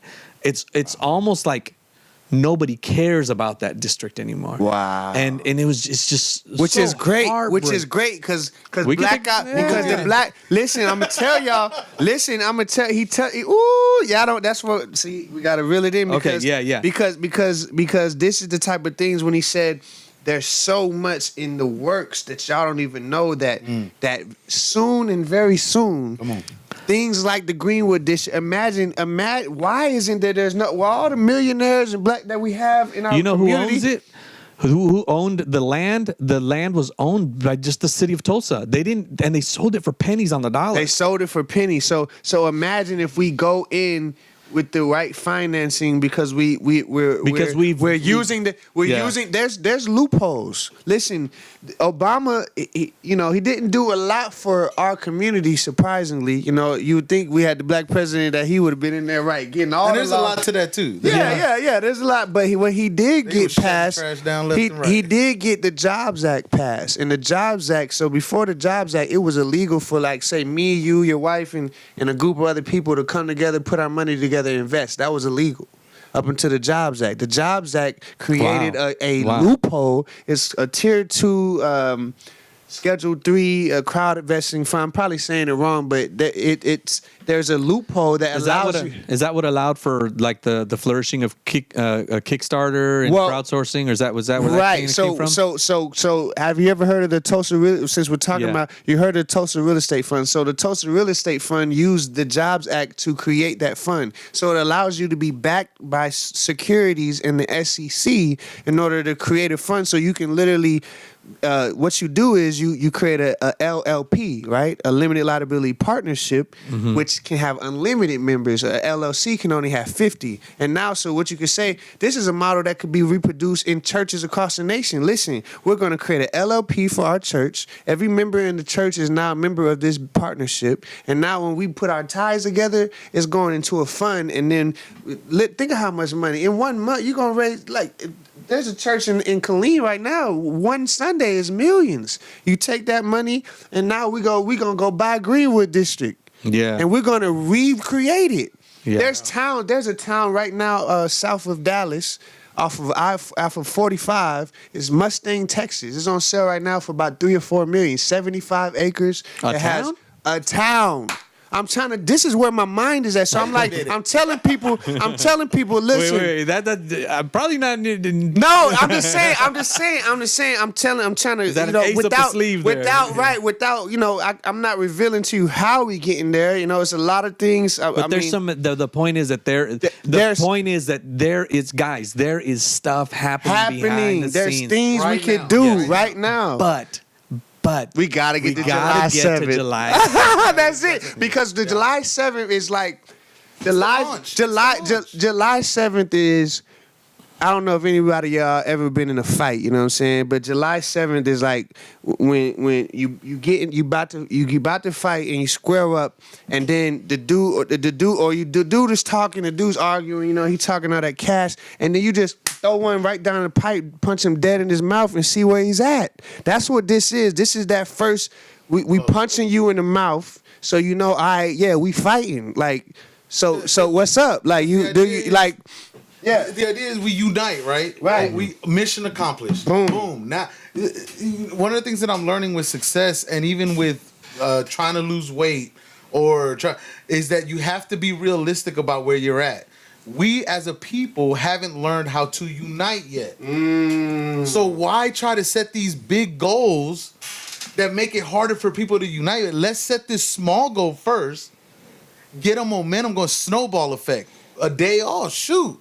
We knocked that out the park. That 3 days, gonna feel good. That week, gonna feel good. Then when Calvin says, hey, Blackout family, we blacking out for a month. Nobody's gonna complain. Nobody's gonna fuss. Hey, Blackout family, we gonna take a portion of the money that has been raised for whatever, and we're gonna go help this black business launch. We're gonna go buy this land. We're gonna go buy this city. We're gonna go buy this building. And everybody's gonna like bet. Because you think about it, if you got millions of people, and Calvin says, hey, our next initiative is to buy this $3 million city or $3 million. There shouldn't be just one Tyler Perry. Right. So here's the thing. Tyler Perry went in and did that on his own. One person. And granted, he probably had some, friends or whatever. Right. But we're talking about millions of people saying, we're going to go. If one can put 1,000 to flight, two Come can put. About 10 million people in the group, and something costs $3 million. The whole 10 million people don't even have to get involved. Yeah. And if they do, all they gotta do is give $1. $1. We can go buy and start building immediately when we buy. Many hands make light work. So the model is there. But like you said, we got to get to the July 7th. July 7th it's attainable goals. I feel that this is going to permeate all the levels of influence from social media to government to entertainment, world economy. Global economy. Perhaps another Greenwood district. That would be fantastic. And then there's maybe another district where it's other groups. This is what I thought was really strange. Yeah. I was listening to another podcast. podcast. I like to listen to Joe Rogan. I was listening to him. You've been talking about him, man. Yeah. I need to listen to it. I need to check. What's the title? Number one podcast on planet Earth right now, Joe Rogan Experience. And it's because he has such a diverse. And when he first started, people were telling him, "You can't talk that long. You can't talk that long," and he said, "Nah, this is the only way that I can see getting these out. You can't talk in 15 minutes. You can't talk in a soundbite. Ideas don't come out in 240 characters." Right. And Elon Musk was on his show recently, and he said it's impossible to compress just the ideas and the feelings and the emotions of just one person into words and phrases. He says, or into a sentence. You can't compress such a beautiful thing that is the human mind down into 240 characters. He says that, and he said to Joe, I don't know if he said it to Joe, but I think it was Kevin Hart that said it. He's like, you were doing a beautiful thing by having these 3-hour-long conversations. Sure, not everybody will listen to all 3 hours, but they'll listen to parts that are going to impact their life. And they may come back. And they'll come back. And so the point of the matter is that when you're able to have these long form conversations and these goals and these structures and these units and these modules and these mentorships, they have an end goal. They have that end goal that you're talking about, like, being able to buy a $3 million plot instantly because the Blackout Day movement just did it. Things like that, and then we moved there, and we established an infrastructure there. The same way these little towns have that one steel mill that everybody works at, and east of that, or the one that oil mill. You go there, we establish economy from us just being there. The culture, essential businesses will rise up. Everyone's eating, and like I said, if you build it the right way, which that's being in the works, the building of it the right way first. Like we're not going to make ourselves. We're not trying to raise $1 million right now. Yeah, we're not we're not there. Not one. You cannot find me on a video asking for $1 from anybody because it's not time for that. And it's been a constant struggle trying to just keep people focused on the main thing. Because yes, we all can see what we're talking about now, the economic impact and ability. I mean, shoot, just imagine when we execute this day, think of what the Most High is doing. He's causing celebrities in the world. I mean, it's literally just, and people don't even, they're supporting this and saying they're going to do it and don't even know where it originated from. So just imagine galvanizing all of that effort. It literally will be easy to do it. I'm not just talking about one green district here, one green district there, but I'm talking about the same way that Israel had refuge cities all over the motherland. That's how it's going to be. Yeah. Like imagine black people leaving this inner cities. Period. Like, oh, y'all want to keep us in these slums? Well, guess what? Every black person in Chicago is moving to one of the blackout cities, and we're just gonna pick up and leave the same way that back in the day they had the gold rush to California, or they would go at we're just gonna mass exodus to our own, and it's gonna be owned by us, ran by us, and the end game, brother, is at the end of the day. The Universal Bill of Human Rights, according to the United Nations Article 15.4, we all have the right to a nationality and the right to change our nationality. We have the right to self-governance. We have the right to unite around a common origin, a common creed, a flag, a pledge, et cetera, and say. And that's what I was getting at, because Elon Musk said, of all people, probably one of the white people in America. He's modern day Tony Stark, modern day Nikola Tesla. Right. Smart, genius guy. He said it's important to have these islands of identity. He said, because when a people are, and he talked about unity between people. He says when a people is united, they can really flourish, and then they could take those ideas that they've created and then share them with the world. We go back to maybe the story of Black Panther. We go to the story of Black Panther. Yeah. They isolated themselves, but because they isolated themselves, all the things that they had. This obviously is fiction, but it's a really good allegory. Is it fiction? Is it fiction? Oh well, yeah. I mean, we could talk about Atlantis too. Look, next Did they time, really disappear? Did they really disappear? Next time, look, okay, I'm glad you look. Next time, that's a whole look, next time we're going to talk about Genesis 6. Yeah. We'll unpack that. We'll start with Genesis 6 and go from there. Okay. But yeah. Yeah. So the thing about it is I was really surprised to hear him say this, because we all talk about unity as a human race, and sure, that sounds good on paper. It says, but then you have this. When you don't have diversity, then everything becomes vanilla. You know what I'm saying? And sure, vanilla is good every once in a while, but it's relatively bland. It's plain. It's better when you pour strawberries or chocolate syrup or put nuts in it and stuff like that. So there has to be diversity. And so when you create these pockets like a Blackout City, for example, or a Brownout City or whatever, or you create these pockets where you're allowing these cultures to flourish, then they share these cultures, and then you're getting the best of everything. You know what I'm saying? Then the globe and the world are getting the best of everything. You know, you're getting the best of African culture and Ethiopian culture. I apologize for generalizing Africa. I know it's a continent and not a country, but you know, you get Ethiopian cultures and you get Zimbabwe and Congo and all these different things. But then you also have Brazilian cultures, and you have all these things that now can share to the world. You know, and it becomes a cornucopia of just beautiful flavors. You know what I'm saying? So it is important. It's not necessarily about a homogenizing of humanity. Some might say that in the future, in 1,000 years, it might get to that or whatever, but that we're not there yet. We're still separate people in a certain sense, and that's okay. And it is okay because and obviously when this movement, we're not making it about a certain religion or anything, you know. Like I said, it does have Christian roots. Yes. Can we say that? Yeah, I definitely grew up in a Christian home. You know, my father's a pastor, things of that nature. But I can say for me personally, from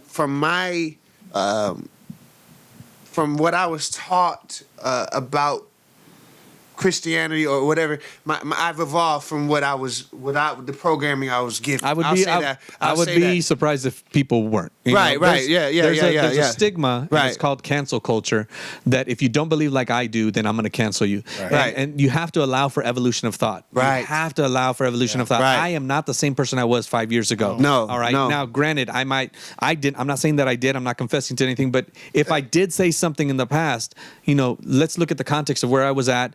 And I'll apologize for it, but that doesn't mean that I'm that person. You know what I'm saying? You have to allow for evolution of people. And so I'll tell you where I'm at because when we say this is not attached to any where I'm at when it comes to the Most High. The Lord gave me this image a while back. I think this is about 3 years ago, because a thing dropped in my spirit, a question. This was around January 2017, and it said, the Lord said, "What Bible was Abraham reading?" Yeah, he wasn't. He was actually looking at the stars. You know, he had an experiential relationship. It was a walking. It was an experience. It was.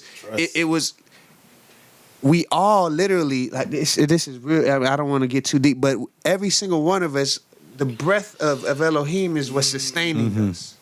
So just as the ocean is not the drops, but the ocean is made of many drops. So the ocean is made up of many drops, but the drops are not the ocean. That's how we are in God. Okay. He's the ocean and we're the drops, but we're not the ocean. You know what I'm saying? We're all in. All is within the all, literally. Like all of this that exists and is sustained is in the mind of Elohim. So that mystery is unknowable by anyone. So he's like a big diamond just imagine like the biggest diamond like ever, multifaceted. It has all these faces. And all of humanity throughout the quarter of time is surrounded 360 around this big diamond in the sky, and it's just brilliant, reflecting. You can't even look at it. It's too bright to look fully at it and see it. So you're on your side, and you got your view that you can see, and so you look at it and you're like, that's what God is. And you leave from that, looking at that and go on your way. Yeah. Well, the man on the other side, he's like, no, this is what God is. Like, nah, he this way. Nah. Well, that's what's happened throughout the corridor of time. In Zoroastrianism, he's called Ahura Mazda, right? But he's the great guy. In the Native American spirit, it's the great spirit, right? In Christianity, it's Yahweh or Yahweh or El Elyon or El Shaddai. There's many. In Islam, it's Allah. You know what I mean? And then when you look at it, like, oh man, it used to be called Elohim, and now it's Elohim. You know? And we could go on and on and on from audibly. There's always this ideology that even people demonize and call African spirituality, they call it pantheistic or polytheistic, that there was many gods. No, there was a most high, and then there's the allegory of the image and likeness in Elohim in the things that are made. That so the falcon exudes these characteristics, and that teaches us this about the Most High. Or the it's the different faces. It's the different faces of God that are spoken of in the book of Revelation. You see what I'm saying? And all the other so what I've come to in this place, even though I've been raised on I was raised on Christian ideology from January 2017 to now, as I've had this journey of shedding, I literally tossed everything I was just taught out the window, and I said, Lord, I'm starting from scratch. What is it I believe? And I studied it all. And it strengthened my faith more than ever, because it came back down to this, that that's what it's supposed to be. The invisible attributes of Yah are plainly seen in the things that are made, so they're without excuse. Yeah. Meaning you can't sit here and tell me that if a man is out in the jungle, in the woods somewhere, and never hears the gospel, and never reads the Bible, never says a creed or what they, I believe this, I believe that, but yet, but he says there's something larger than me that I'm gonna worship him. I'm gonna call him the great one. You know, the great one. I know you're real. I'm gonna live a life of morality. Or here's the other way to look at it. I meet you at work or whatever, and we're co-workers, we're friends, we go out for a drink. I recognize that, bro, this man is honorable. He has love in his heart. He has principles. He treats his temple right. Like, say we're workout buddies, all this. Say it's a few months go by, 2-3 months, whatever. I don't know it, G. And then you just happen to like I'm telling you, you're living out those principles we talked about. Loving God with all your heart, mind, body, soul, and loving your neighbors as yourself. And then all of a sudden you tell me, oh, I practice Islam. All right. Now what? I've experienced your character.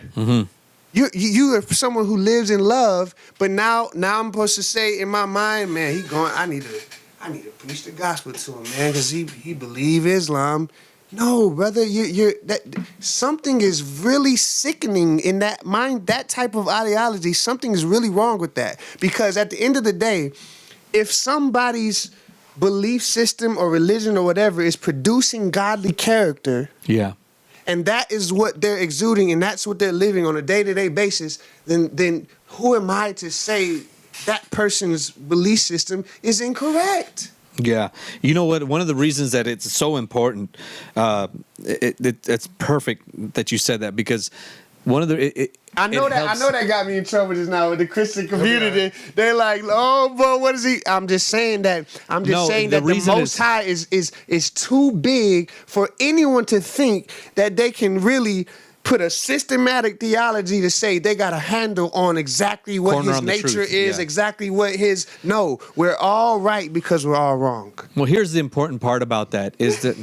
Yeah, Joe's like, oh man, I'm gonna have to talk to somebody about this. That's a bar. We're all right because we all wrong. I promise you. Christianity alone has over 40,000 denominations. Yeah, in America. In America. In America. 40,000. So you talking about we all reading the same thing, and we just like, nah, bro, because like, bro, there is a way. I've learned that it's about the way. And here's why it's important to here's why it's important to because you don't want to create echo chambers. Right. It's so important not to create an echo chamber, because that's where the term "you're preaching to the choir" comes from. It's like you can't grow when you're preaching to the choir. You can't. Light amongst light. You can't, and you can't hear anything in an echo chamber, Right? Because it's the exact same thing you're saying. It's over and over. If you've ever been in an echo chamber, and they like to distort that too. Well, you're hearing it over and over because you ain't getting it. No. This is why I specifically had not Blackout Day 2020 is not attached to what I was raised, or it's not attached to no belief system. It's not about that. That's one of the tools that's always kept us divided as a people. Specifically talking about black people, but also humanity in general. Yeah. Religion has literally been centralized. There's war has been caused by either one or two things: religion and belief, or slaves. You look at all the wars; it's about belief, turf war. Like look at Palestine, and exploiting people, greedy. That's it. Yeah, the narratives around those two things. This is important. This is a detail because it's not the term slaves; it's right. the exploitation of humans. And what's there that you want. Yeah, right. Exactly. So I mean, look at South Korea. That's a huge. They're not necessarily slaves in the modern text, right? But they are slaves in North Korea. They are slaves to that dictator, right? Whatever it is, because he is exploiting them for his work, for his pleasure, for whatever he wants, for power, for ego. He is exploiting those peoples, and so it's important to note. Yeah, it's for the exploitation of people for ego or power.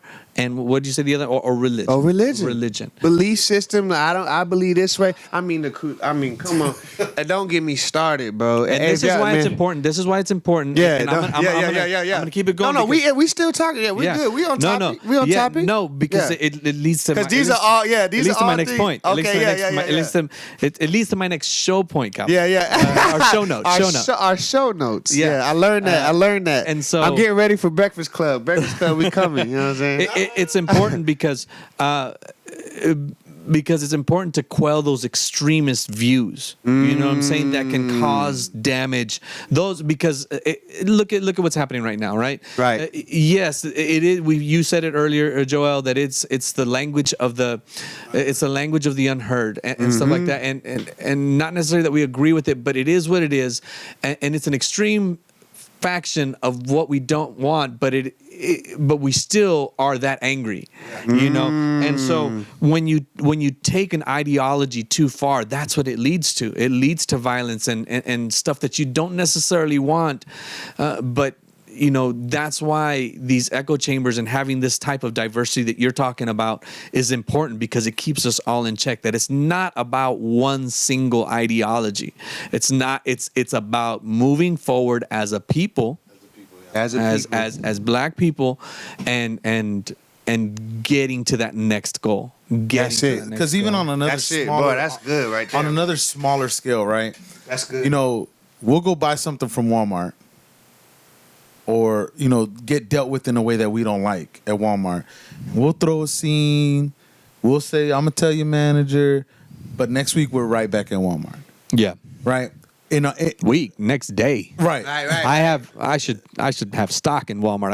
I spend But in the black community, though, we got black-owned businesses who are still, some of them are still trying to figure stuff out. And they mess up one time, and we're done. Crucify them. We crucify them. We're done with them. Cancel them. And this is our people, right? We won't give them a second chance. We won't say it's cool. I see that you're trying your best. You got the stuff decorated. Whatever. Like I see that you're trying. I'm gonna come back next time. But and so we don't love ourselves enough to give ourselves a second chance. To give ourselves the benefit of growth, right? Some of these black businesses don't have the resources. They don't have mentors. Yeah, they don't have mentors. They just have a vision. They're just trying the best that they can for their people, for their community, for their legacy, for their family, right? And so this is an opportunity for us to say, hey, we love ourselves enough that we're going to give ourselves a second chance. So and a third, and a fourth, and a third, and a fourth, and we're gonna put our resources together. There's gonna be some travail. Yeah, we're gonna find out who can mentor this business over here. To what is he missing? What is he or she missing that can boost her business? Maybe she needs a video produced, a good commercial, a good flyer, a good graphic, a good website, and she just doesn't know that this would benefit me in this way. But here comes such and such. Hey, I got you. I'm gonna do this for you.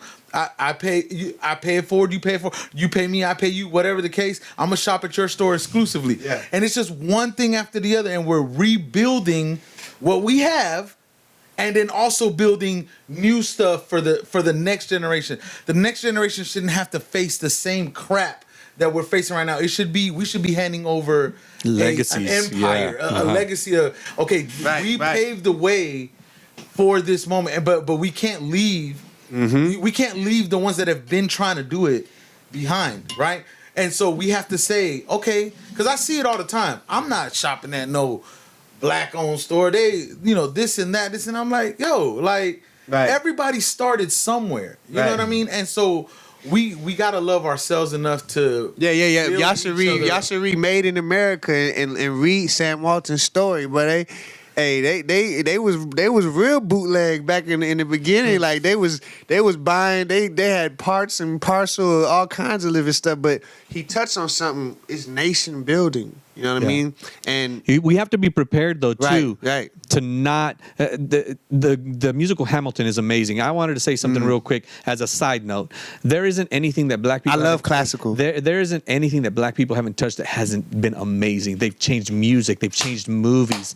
They've changed. I mean, just those two alone. Yeah. Architecture, the design, art, their art, stuff like that. I mean, modern day. Like which musician that isn't black isn't copying a black musician? Every single one. Adele sings like a black girl. All right, amazing. We were talking about it the other day, weren't we, Sharonica? Black Panther, a phenomenal movie. Movie. One of my favorite among all of the Marvel movies, directed by Ryan Coogler. I mean, amazing, fantastic. Jordan Peele tells some of the most amazing short stories that you've ever seen. I mean, you might not necessarily like his taste, but he's a modern. I don't want to compare him to Stephen King or Michael Crichton or anything like that, but the way that he tells short form stories. My point is that black people can really it's the Midas touch. It really is when they touch something, it is just amazing. It's fantastic. There's a gentleman on YouTube. His name is the channel's called Rich Rebuilds, and he takes Teslas, takes them apart, and just does some amazing things with them. And it's so important to understand that there's a lot of these people that are out there that we need to support that are people of color. And I have some that are coming up on the podcast, so and I'm just real excited to get in touch with some of these people. And the reason I bring that up is because in the realm of the we call it the 5 pillars of influence: government, media, education. What are the other two? Oh my gosh, I'm drawing a blank. Economics, and you said government, media, education, economics, and government, media, education. It's economics. one other, Oh my gosh, and I think religion, spirituality is. Yeah. I mean, there's nothing more exciting than a black service. There really isn't. I mean, I guess that's part and parcel to your preference, right? But you see some of the modern day songs. Yeah, exactly. I digress. Let me take that one back. But when we talk about just in anything, I mean, some of the most passionate politicians. Some of the most passionate lawmakers are people of color, because they know how to communicate. Speaking, You know, people. Some of the best speakers on planet Earth have been people of color. You know, Gandhi and inventors. Inventors. Listen, people don't really know the thousands of things they use. The street light was created by black men. All of these. The filament in the light bulb was found. The right filament was found by a black man who worked in Thomas Edison's shop, but because of the times, he couldn't. He wasn't allowed to give him credit, so exactly. they had to credit Thomas. I don't like Thomas. George, peanut butter, the lawnmower, the iron. Like I could go. Boy. There's a huge list. It's ridiculous. They don't even know. We don't have institutions that teach black business from a black perspective. Yeah. Wow. That's deep. And so when I look out into into this movement, and I think of the different areas. By the time we leave here, it might be 600,000, bro. You said 513. It was like at 487 when we left. I hope. And he said it's 513 earlier when we started, bro. And I was wrong. It was 514. What's that now?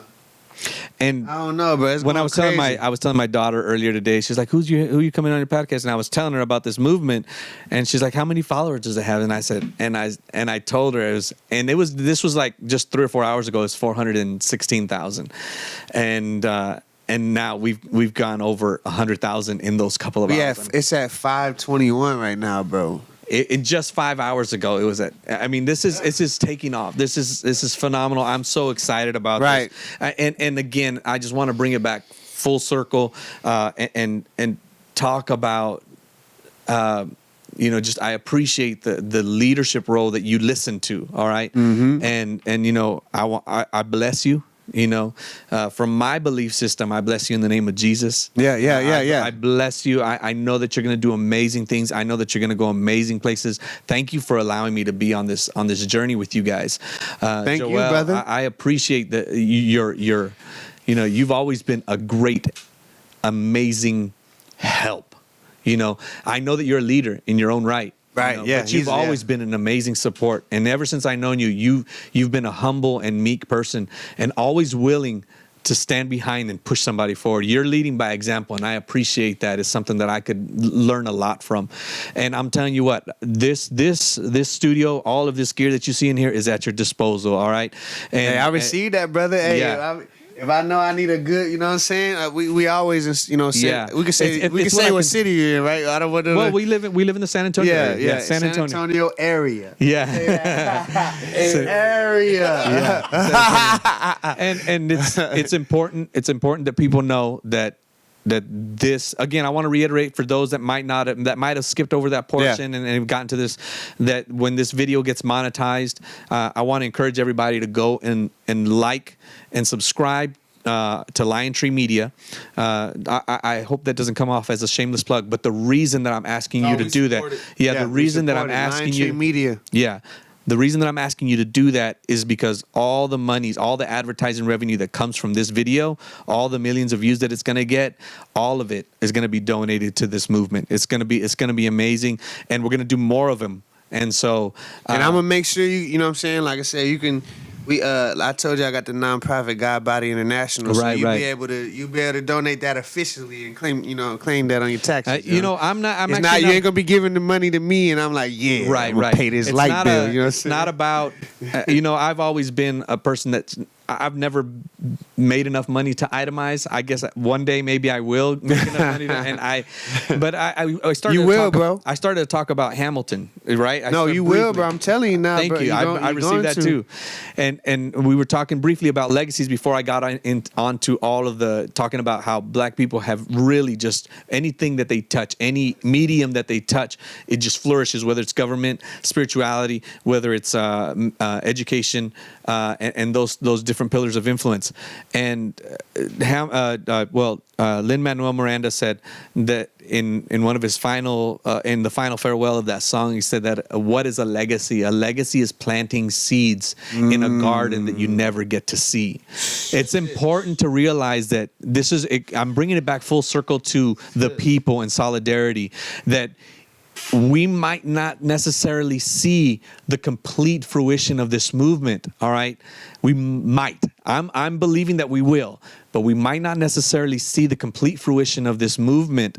But it's important because I'm okay with that, because if my great grandkids are flourishing, and if your great grandkids are flourishing together, if that helps bring unity into these different demographics, and we can stop some of the atrocities that we're seeing literally on the streets, if we can stop some of these things, and we can come together and fulfill the dream that some of our fathers and movements have made, like Dr. King, and even some of the stuff that Malcolm X preached and things like that. I'm not as well versed, but what I do know, and I am okay with that. I am okay with that, because it's important. Because I think it's the Chinese that have this mantra, this general mantra, that they don't plan for next year, they don't plan for 5 years, they plan for 100 years down the road. So what we're seeing them come to fruition in now was planted literally 100 years ago, with the end of the dynasties and the ushering in of kind of like communist China. Granted, we don't like the way that they're treating their people, but they had 100-year plan. They got to where they are as far as economics and population, because they had a plan 50, 60 years ago, and they saw to it. Those people 50, 60 years ago were not selfish, and they said, this is for our people, right? And so this is the same. I would dare say that the same needs to happen with the people within this group, that you're in the first million. Yeah. When this group reaches 500 million, it's like, I remember when that was 1 million. I was part of that group before it even hit 1 million. Hey, I would see that boy say 500 million. When people, let's go. I mean, this is gonna take over the continent of Africa. Yes. It really is. It really is. And they're gonna start to literally. I could see a real life Wakanda coming out of Africa. I've always wanted to see that flourish, to see that continent flourish, because there's so much strife and diverse and not division. There's so much strife and division, and it's so sad. And it's really because of what has transpired. I want to see that flourishing. I want to see that. And so it's important to that as a movement, we have to understand that some of us might not see this all the way to the end, and that's okay. That's okay. That's part of the solidarity. That's part of trusting Calvin and the leadership team. That's part, and I want to say that again. I said it at the top of the show, that it's so important to stay unified, to stay in solidarity of the vision. Right. We're gonna get July 7th is 5-6 weeks away. It's not 5 weeks away. It's not that 3 weeks went by like that. You know what I'm saying? It might be a little bit shorter depending on when this episode gets released, but the point is that it's right there. And Calvin, speak again to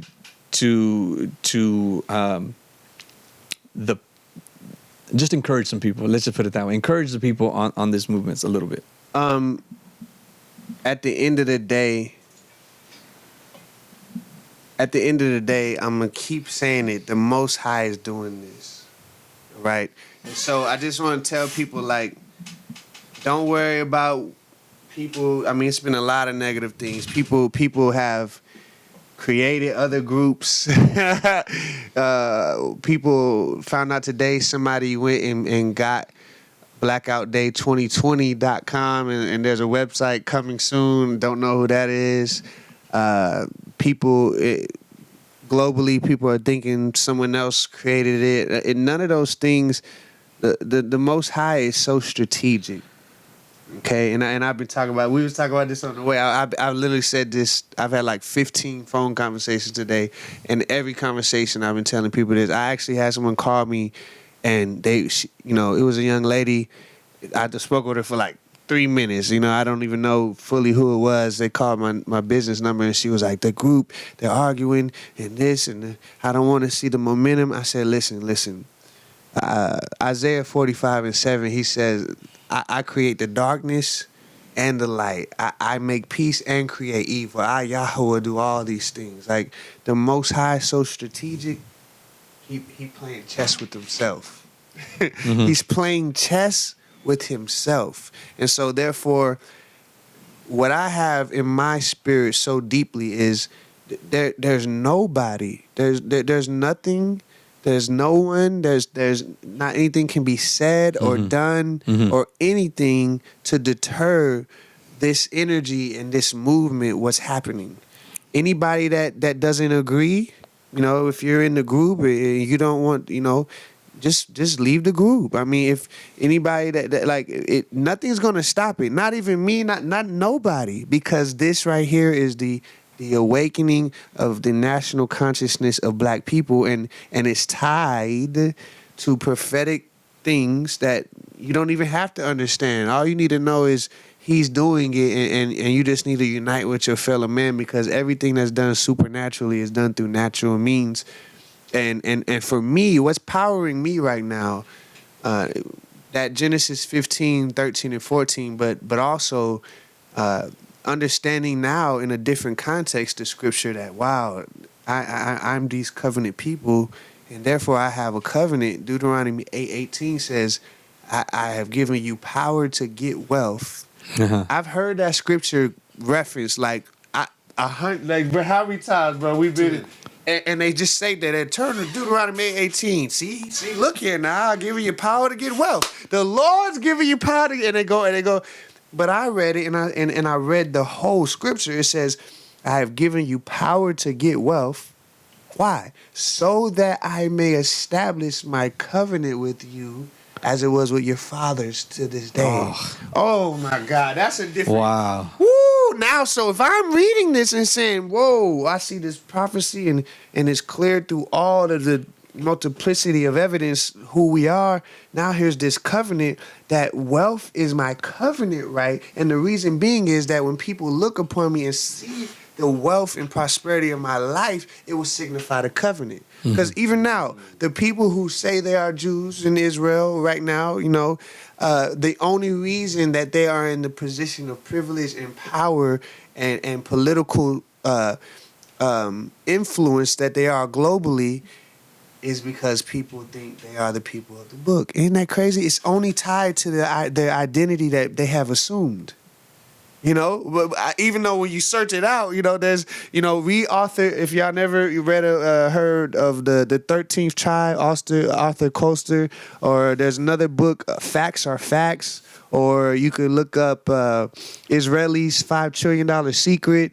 I'm sorry, I got a whole list. I'm not gonna hit, but I'm just saying the facts are out there. But when I that scripture, like every day, literally, that scripture, Deuteronomy 8:18.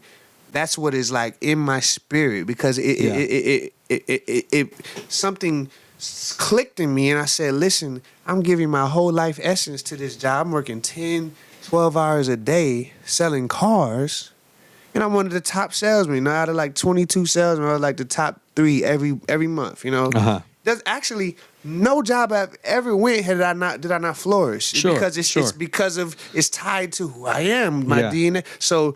But imagine, I said, Lord, this angst was in me these last couple months. I knew something was about to happen, and it's like, hold on, I got. Look, yeah. He said, but it's like, hold on, man. Like, you mean to tell me I got a beautiful Black queen that has businesses in her? That there's. She makes my wife makes like a shameless plug. She makes like a face mask and black soap shampoo and hair oil, body oil, and all these things she's been doing. She's been practicing on us as a family for like whip shea butter, all this stuff. And I've been telling her, baby, you are a walking business. Like, we need to figure out. And now we've been, my daughter, she likes to blog. My son, he does stuff with his shoes and all this stuff, And, I got web design. I could go on and on about all the gifts he's placed in me. And I said, wow. If I spend the same 10 to 12 hours a day pouring into my family, because it says, happy is a man whose quiver is full, his children are like arrows in the quiver of the archer.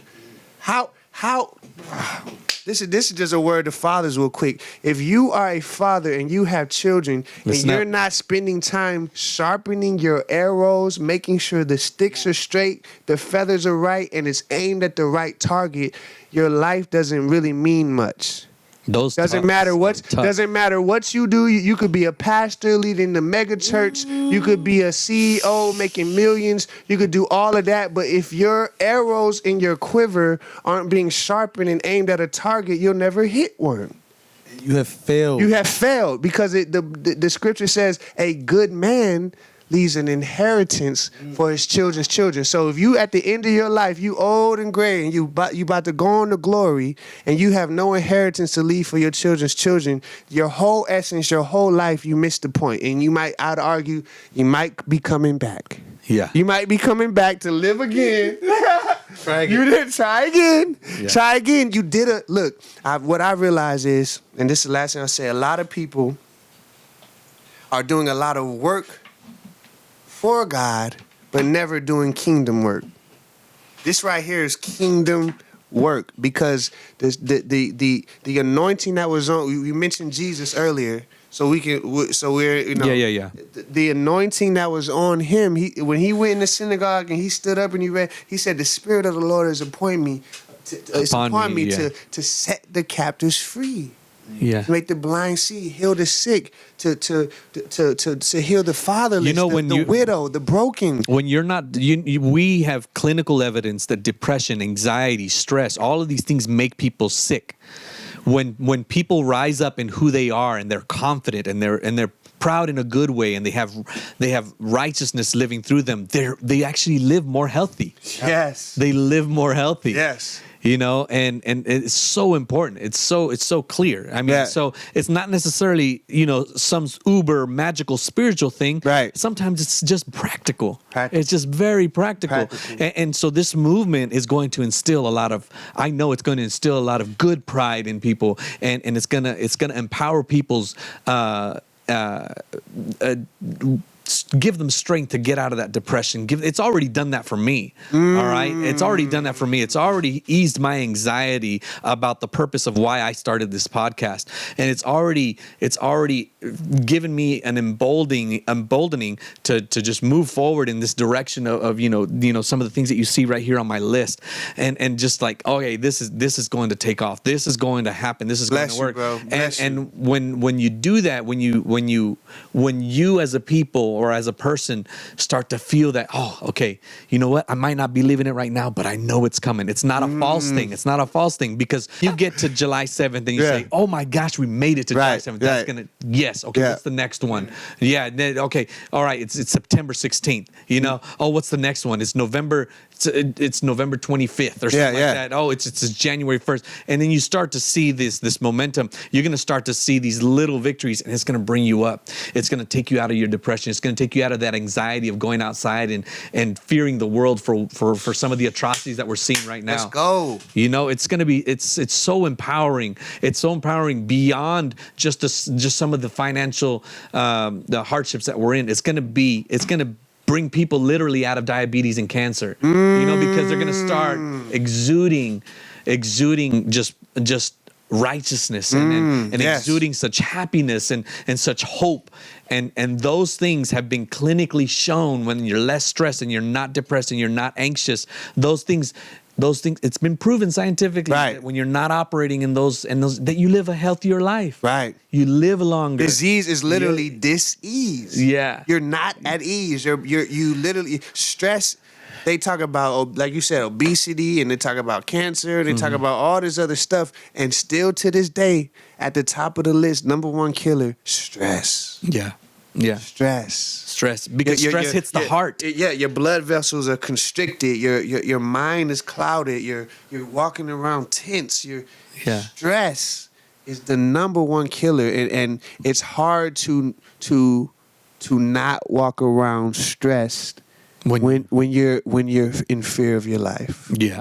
And when you back to what I said about the trauma transmuting into your DNA. Every time we see these videos and they pump them, they play them nonstop, you said, over and stop over. Sharing. Yeah, I remember that. I said it. Stop sharing. You're gonna share the. It's sad to say in the last, I don't know what, however many years, I've literally watched in my mind. I have multiple video data banks of someone being murdered. That's PTSD. Yeah. That's no different from us if we go to war and see our brother or sister. You know what I'm saying? I'm a veteran. I've been to Iraq. It's no different than seeing your brother's dead. Like that's traumatized. And then they play like it's trauma. You know what I mean? So you know those imageries and those emotions and those feelings is the whole reason behind this. This movement is going to say we're going to stop that. Like you said, it's not a by any means necessary per se. Meaning, we don't want to do violence. You know, we feel like this is a more effective way. Mm-hmm. We're going to hit these pots. Oh, it's huge. That's huge. You want to be violent to us? Okay, cool. We're going. Eventually, we have the economic power and ability to cripple your system. So if you want to keep on, if you want, and you have the allies to do it, and we have the allies to do it, and in the past, it's been done in pockets, and they've been able to snuff it out because for whatever reason, maybe it was tied wholly to just one leader, or it was able to be infiltrated or fragmented. But when I say the Most High is doing it, the Most High is doing it. And now this movement, this energy is so electric, and it's picking up momentum in such a way that it's permeating in the midst of COVID-19 and political, out of the desert. It's coming out of the desert. He is so strategic that he's playing chess with himself. So much so that even we didn't talk about we're not gonna drop the celebrities, but so much so that he's even protecting it by allowing celebrities to be given credit for a movement that they're not even attached to, and now even the powers that be, if they try to. They won't know. By the time they even realize what's happening right now with this movement, it will already be upon them. This is real. We at war. This is like they think we coming right, we flanking left. You know what I'm saying? Yeah. We coming, shoot, move, communicate. Keep your head on a swivel. Stay focused on the goal. July 7th, 2020. Hashtag Blackout Day 2020. It's coming. Yeah. We united in solidarity. The Black movement, we are unapologetic about that. Yeah. Unapologetic. We're not gonna. You're never going to get me to be like, I'm so sorry you feel offended that is just for the Black. Sorry, it's just no. I mean, you won't even get a sorry. Like, well, you're entitled to your opinion. What you just said. That's as much as you get. Yeah, you're entitled to your opinion. And hey, if you want to be an ally, cool. But be an ally. Don't say, hey. You need us to make this work. If you try to take advantage, you will be weeded out. You will be weeded out. And you listen, said something earlier. Yeah, I said you will be weeded out. And I said it. This is what dropped in my spirit. If anybody, just so y'all, just for the group, just for the movement in general, because there's a lot of people who are concerned about all the different ways that people are trying to take advantage of the movement. Listen, anybody that tries to attach themselves to Blackout Day 2020 as a means for unjust gain, it will turn to gravel in their mouth. I'm telling you right now. They will wish the curse that comes upon their life because they try to exploit this movement that the Most High is doing. They will wish that they never even heard about it, So don't worry about what anyone else is doing, saying. Don't worry about that. Stay united. Stay focused on July 7th. But not just July 7th. Stay focused on knowing that there is so much in the works. Yeah. Because this is a process of nation building. And the last thing I want to say, this will go down in history. This movement, and it's just not the effort of Blackout Day 2020. There's so many. There's several movements. It's somebody gave me an example of the day that was fire. They were like, bro, in the tabernacle, in the building of the tabernacle, the Levite families all were assigned different jobs to build the same thing. That's what's happening right now all over the nation, all over the world. Different jobs are being assigned for this one collective thing, and it's nation building. It's the awakening of the national consciousness of Black people. And at the end of the day, this will go down as they're already talking about this in the news. they're framing this in the news saying that right now during this COVID-19, whatever, it will be the greatest transfer of wealth of all time. Yeah. And they're exactly right. They know, I don't know if they even know what they're saying, but that's what's happening. That the same way that valley of dry bones, where he said, can these bones live? Yes, they can. He breathed it. He said, prophesy to these bones. He breathed the breath. And then he put the sinews and the tendons and the flesh, and they rose up and they stand, and it was an exceeding great army. Yeah. That's what this is. Yeah. I want to say real quick, somebody asked a great question. Bernard, what's the plan if Facebook deletes his movement, which they have the power to do? Listen, man, everybody keeps asking that. Everybody keeps asking. Blackout? Everybody keeps asking if they delete the, there's already a solution. A contingency, yeah. There's already a solution in place. Trust me, it will be revealed to the group as soon as it's ready to be revealed. If it needs to be, yeah. But to be honest with you, I'm trying to tell you, I wish they could get the conviction. I wish I could take, pull it out my chest. It's hard, yeah, it's hard. Put it in their chest and let them realize there's nothing that anybody can do. Mark Zuckerberg can't do nothing. Nobody can do anything to stop this movement. Nobody. The nations and the kings of the earth, they sit around and plot and make their plans, but he who sits in the heavens laughs. Come on. He holds the nations in derision. Yeah. Ain't nothing they can do. I'm telling y'all, everything that COVID-19, all of this stuff was a setup to try to quell this state. They believed the prophecy. They know this was coming. So this was all orchestrated to try to keep us divided, keep us locked up. We can't unite, and it's backfired. It's backfired. It's the very thing they try to do to keep us. It has backfired. It's caused us to be more.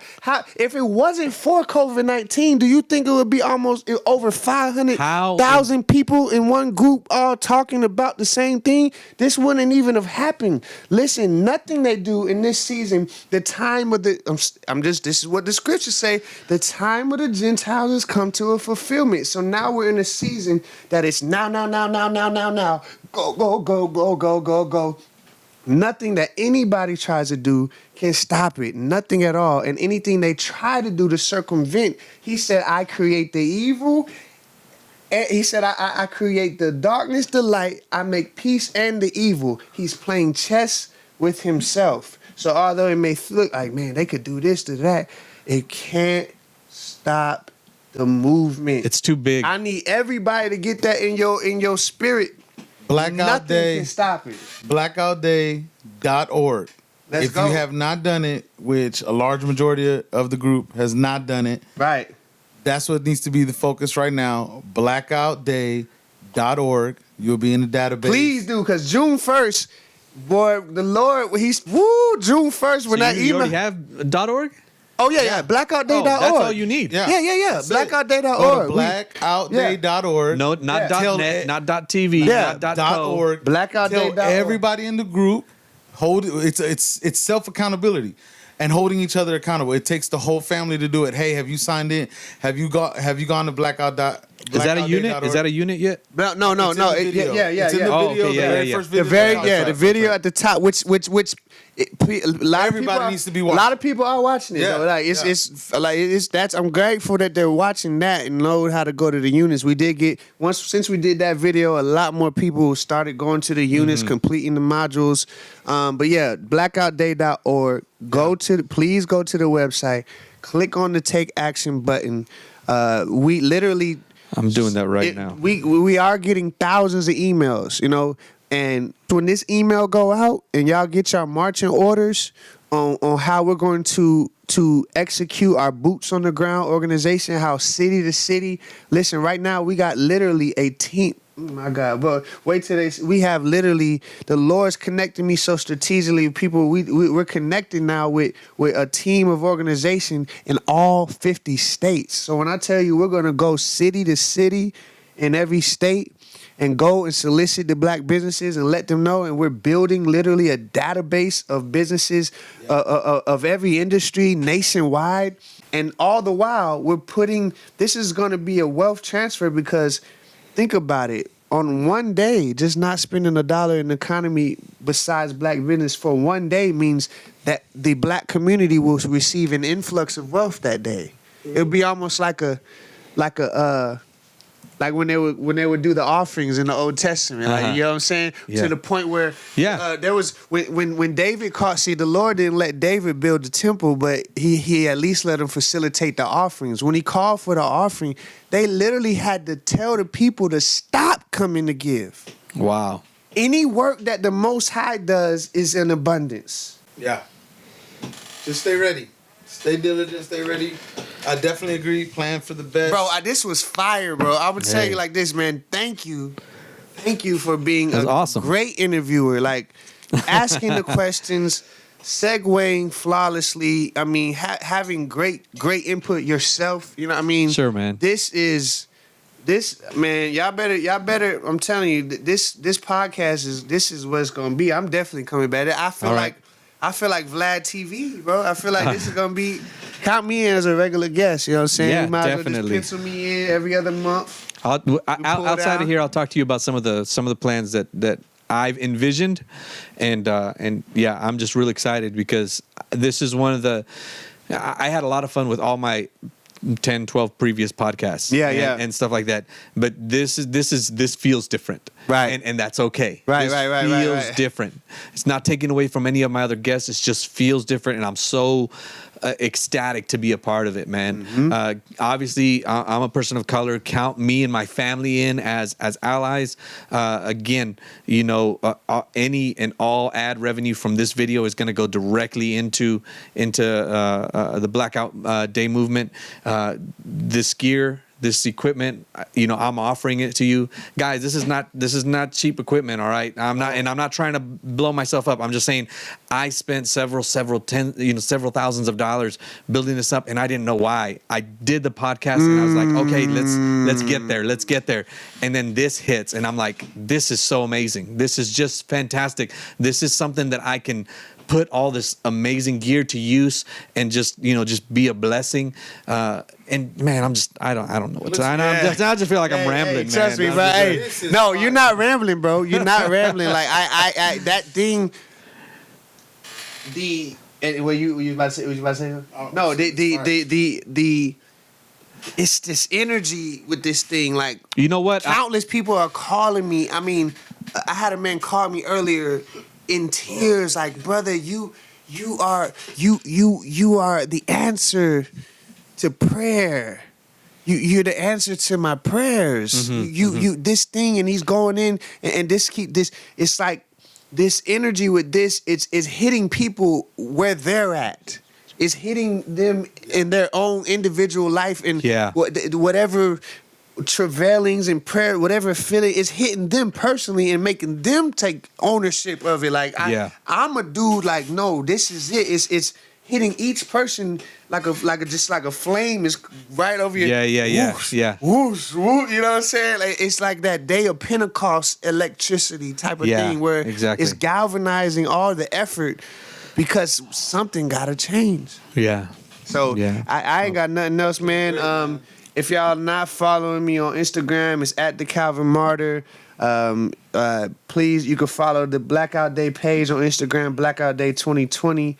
What's the Instagram? You got Instagram? Yeah, it's Lion Tree Media on Instagram and YouTube. Lion Tree Media, Instagram and YouTube.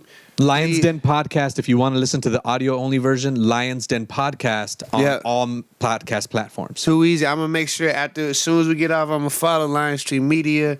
All right. We go, and then I don't know. Whenever you drop this video on YouTube, we'll make sure you share that. Yeah, definitely. I'll put it on my website, calvinmartyr.com. I'll post it to my blog. All right, all that good stuff. I'm gonna get to editing this one right away because it's just make sure I take care of this one. Yeah.